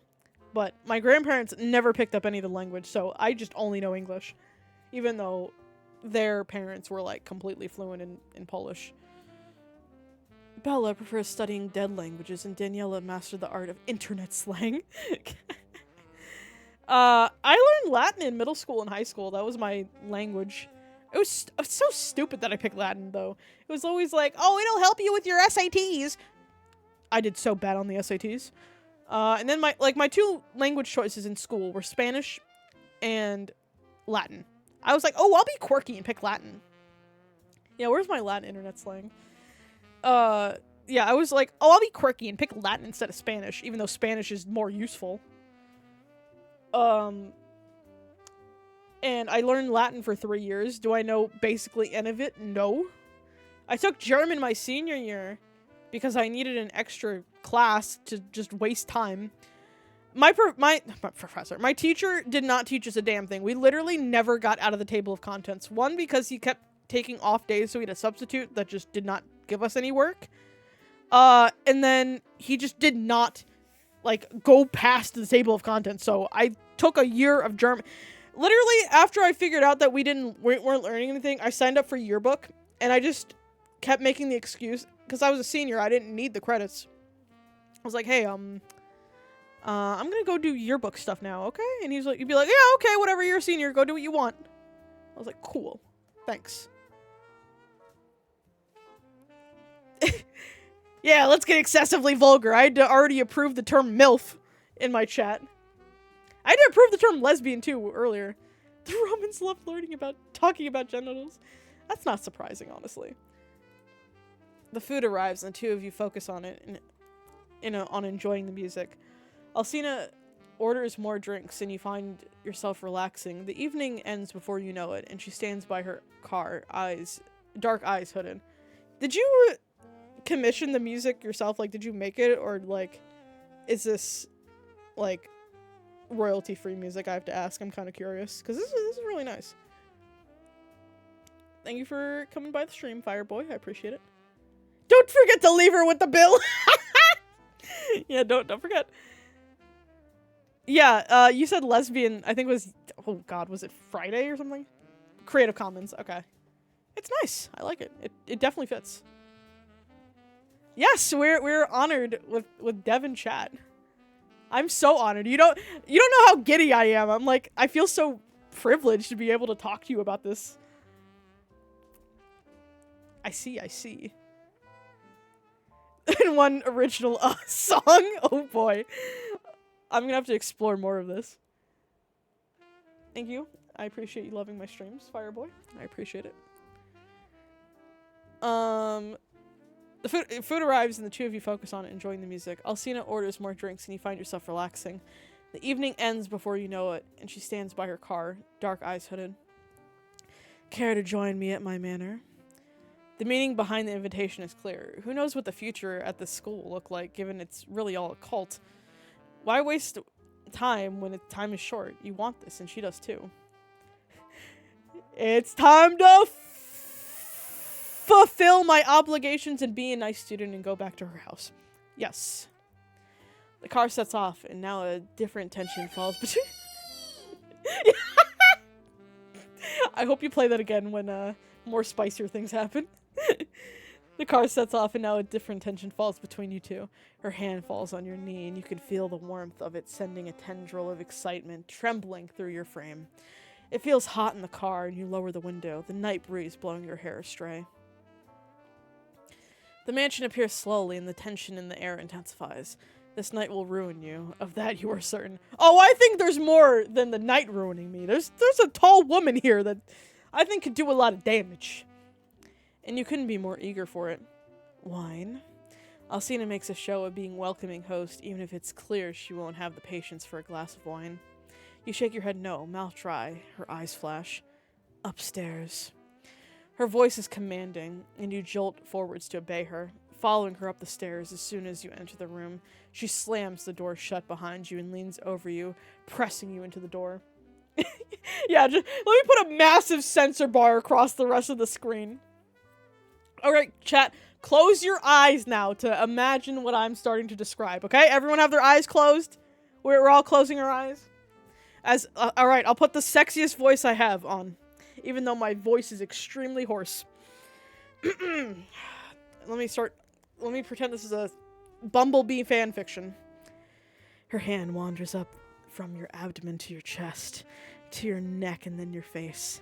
She tips it up before realizing she's going to have to duck down a lot in order to kiss you.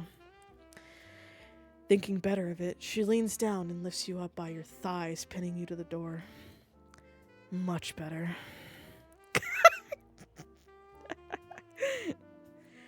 She purrs and leans in to kiss you. You melt into the kiss, into her touch. Am I gonna get, like, X-rated on Twitch? Nobody report this stream to Twitch, please.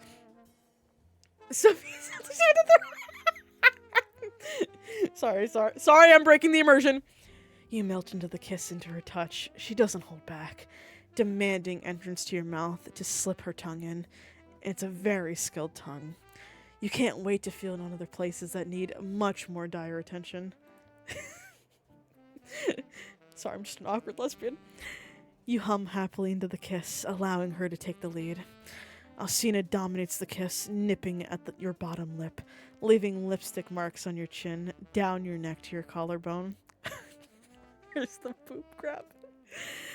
She grumbles with annoyance when your clothing stops her. She fits one hand into the front of your outfit and rips it right open. You gasp in shock at the sheer power behind that move. Why are we shocked? She's already destroyed one outfit that we had that wasn't even ours. She's going to absolutely break you. Condolences to your back tomorrow. Sorry. Condolences to your back tomorrow and a thank you to it for supporting you all these years. Alcina dives back in, leaving her marks everywhere. Soon your pants begin to impede your progress. You figure out what is going to happen. At the same time, she yanks them down roughly with a rip of fabric. Good God.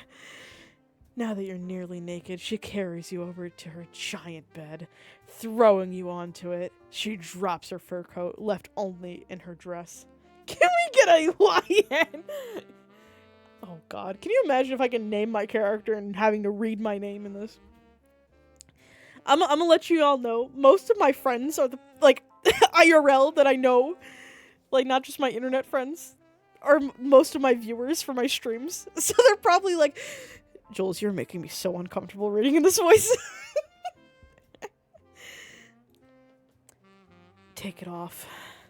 You managed to croak out. She chuckles and it's not kind. You're not in charge here. She wants back games Jules passionately. She crawls over to you on the bed, straddling your waist. No, let's put that mouth to good use.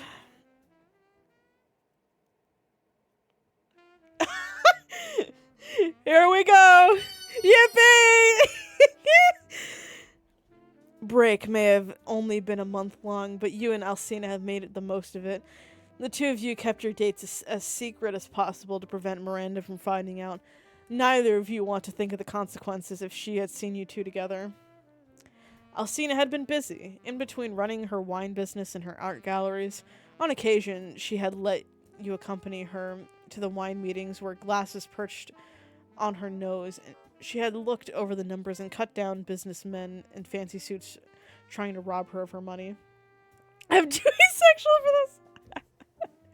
Message retracted. Uh-oh. I didn't even read what the message said. I'm sorry, Dio. I'm not asexual, but I apologize to the asexuals that I'm making uncomfortable with this, but this is a good game. I suggest everyone to play it right now. Like I said, I will have the game linked in my... It's currently linked on my YouTube description, and then when I upload this to my VOD channel, it will be linked. Because I cannot recommend this enough. You are often awed at her confidence and with the way she goes for what she wants. Oftentimes, you are what she wants. The relationship is new and exciting and leaves the both of you lying in bed exhausted. Alcina has a ferocious appetite, and you are more than happy to provide, even if your back is going to give out one day. I think I'm more worried about having to explain to her 3 daughters that I'm now their stepmom.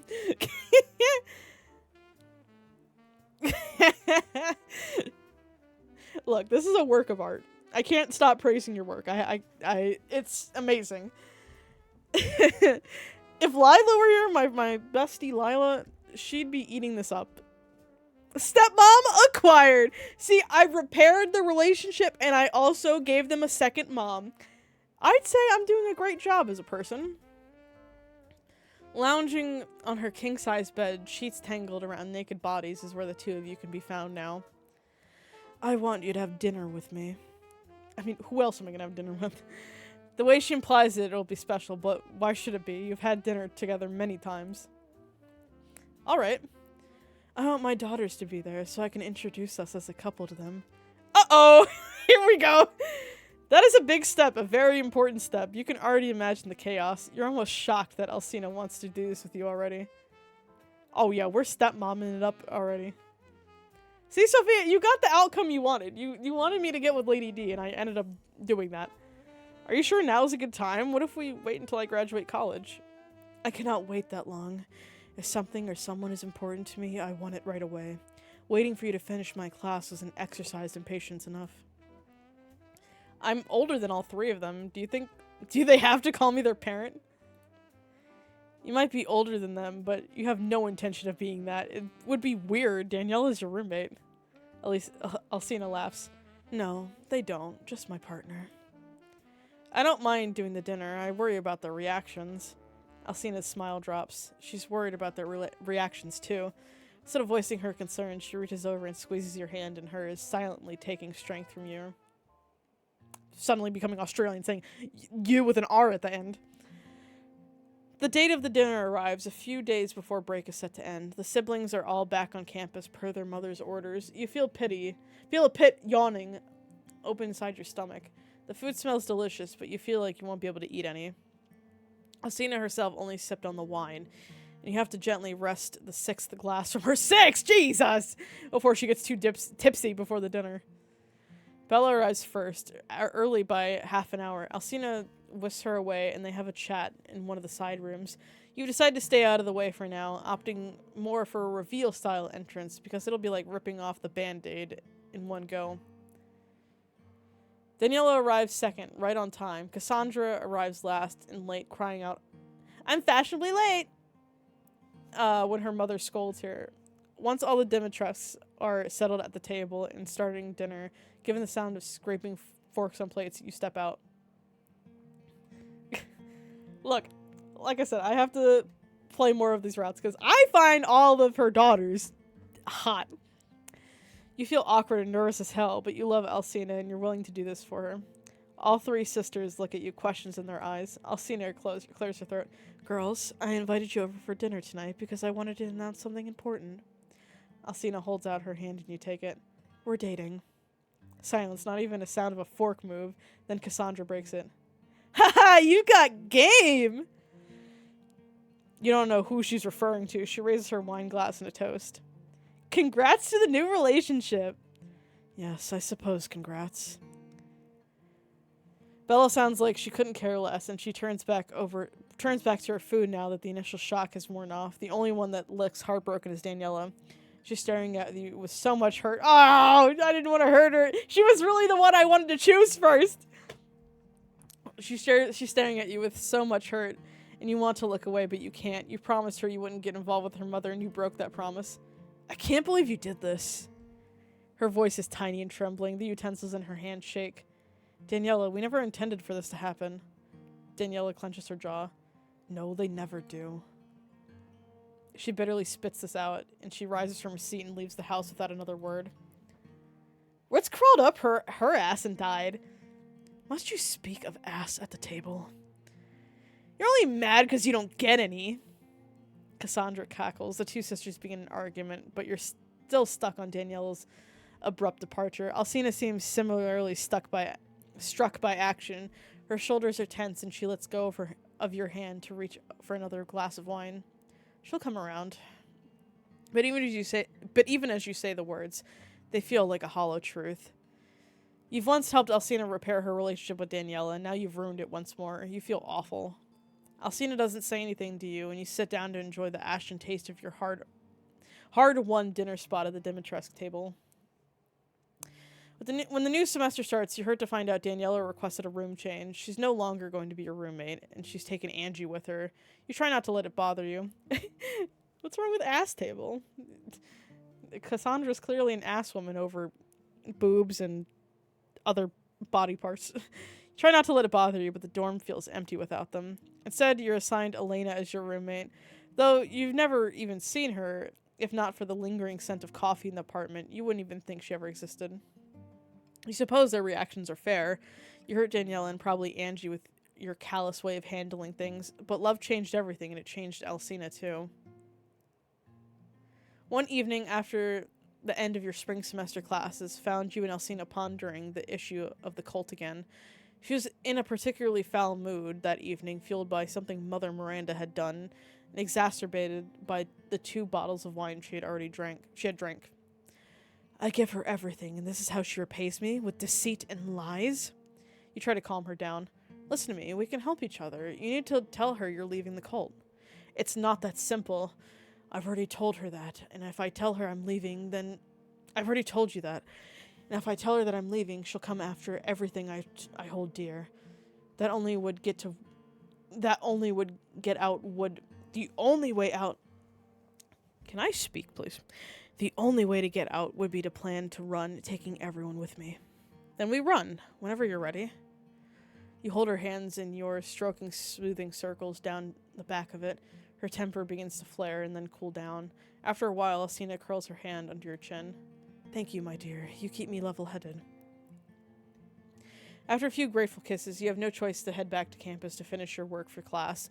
The dorm is dark and empty without your usual roommates. Truly, you miss the obnoxious music coming from Angie's room, or the constant alcoholic fumes from her. You even miss Daniela's messy clothes on the floor, and the loud chortling of her and her skater friends when they come over. Oh, uh-oh.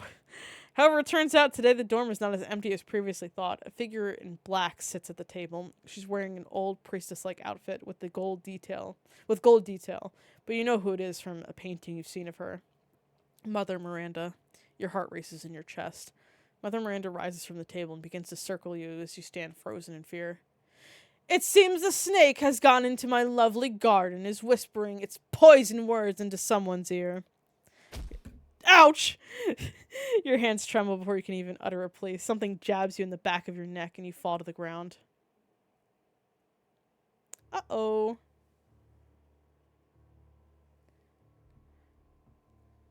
Why have you done this? An angry yet heard voice asks as slowly your consciousness returns and you peel open your eyes with difficulty.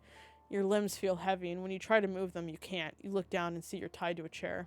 Chains sway nearby, squeaking rustily. You know why I've done this, a calm voice replies. You look into the dark room, squinting, and try to see what's going on. There is a lone light bulb that illuminates the space just barely. You can make out gold glimmering nearby. Miranda kidnapped you from your dorm, and she's tied you up here. The angry person is Alcina. She towers over Miranda, seething, if I can say that word, seething with anger. You open your mouth to try to say something, but it feels too dry. Feels heavy as if rocks are there. You don't have the strength to do more than keep one eye propped open and watch the scene.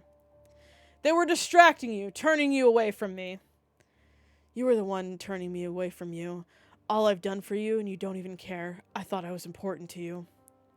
Miranda clicks her tongue as if Alcina is a misbehaving child. See? They have poisoned you.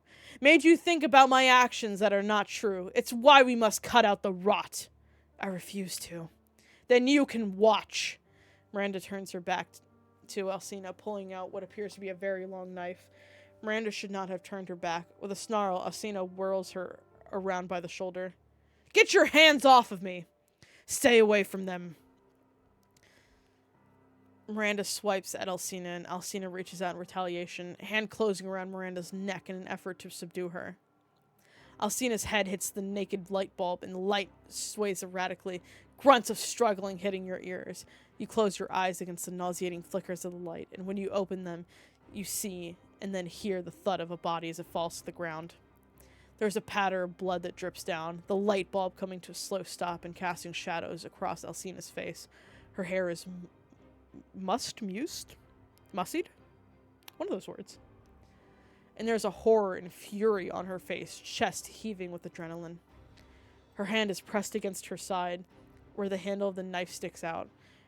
At her feet lies Miranda's back, still black and blue bruises around her neck, her eyes staring up unblinking. Alcina lets out a frustrated sob, but she doesn't have time to grieve, doesn't have time to understand the ramifications of her actions quite yet. She stumbles over to you and frees you from your ties. You slump off the chair, unable to sustain yourself. Even with her wounded side, she lifts you up in her arms, holding you tightly to her. Donald will know what to do. Is the last thing you hear before the darkness pulls you in once more. You awake in a dark room a few hours later. The ticking of the clock filling the silence. You sit up, grateful to be able to move your body again. It still feels weak, but whatever was in your system is gone. You feel your way through the dark of the sliver of light through the slightly open door. You squint against the brightness, finding Alcina sitting with her shoulders slumped at a table with Donna, the florist. 2 steaming mugs of tea sit between them. I don't know what will happen now, Donna. Alcina laments and winces as she pulls a muscle in her side. It's bandaged up, but spots of blood fleck it. Donna holds her hand, giving her wordless support. Miranda's gone, and with it the wrath of her entire cult is on her head. Oh, whoops. That was Alcina speaking that. We'll manage. We have to. Your voice is raspy, but it draws both of their attention. Alcina looks haggard, and there are bags under her eyes. It won't be easy. And she's right. The ramifications of all this are too much to think about right now. Who knows what the future will hold, but you have a feeling that as long as the 2 of you are together, nothing will be impossible. I'm counting on it. And Alcina offers a tired but small smile.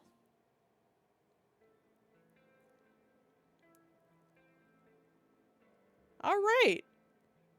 I think that was the good end-ish, kind of. Maybe. We did end up with Lady D. Instead of being turned into stone or, you know, other bad things. Yeah, we totally got married.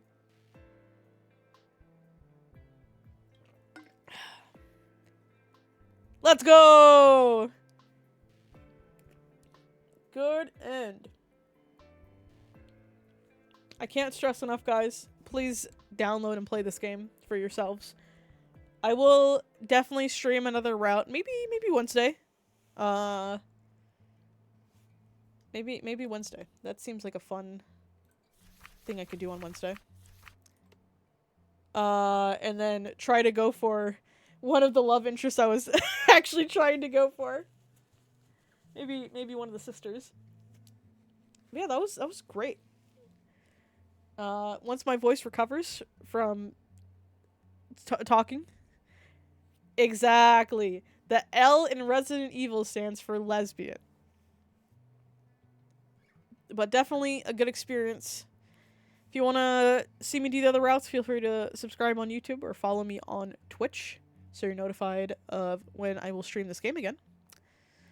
Because I will definitely try to do more routes, if not all the routes.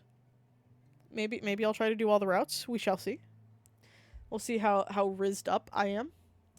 But I appreciate you all being here. I appreciate the devs, the wonderful makers of this game, being here. You made the stream so much better. I'm still like in awe and shock that you all turned up, and I appreciate it. But yeah, I will see y'all on Wednesday. Either I will stream more of this game, or maybe I'll stream something else. But I will definitely play more of this. So yeah, I will see y'all then. Bye-bye.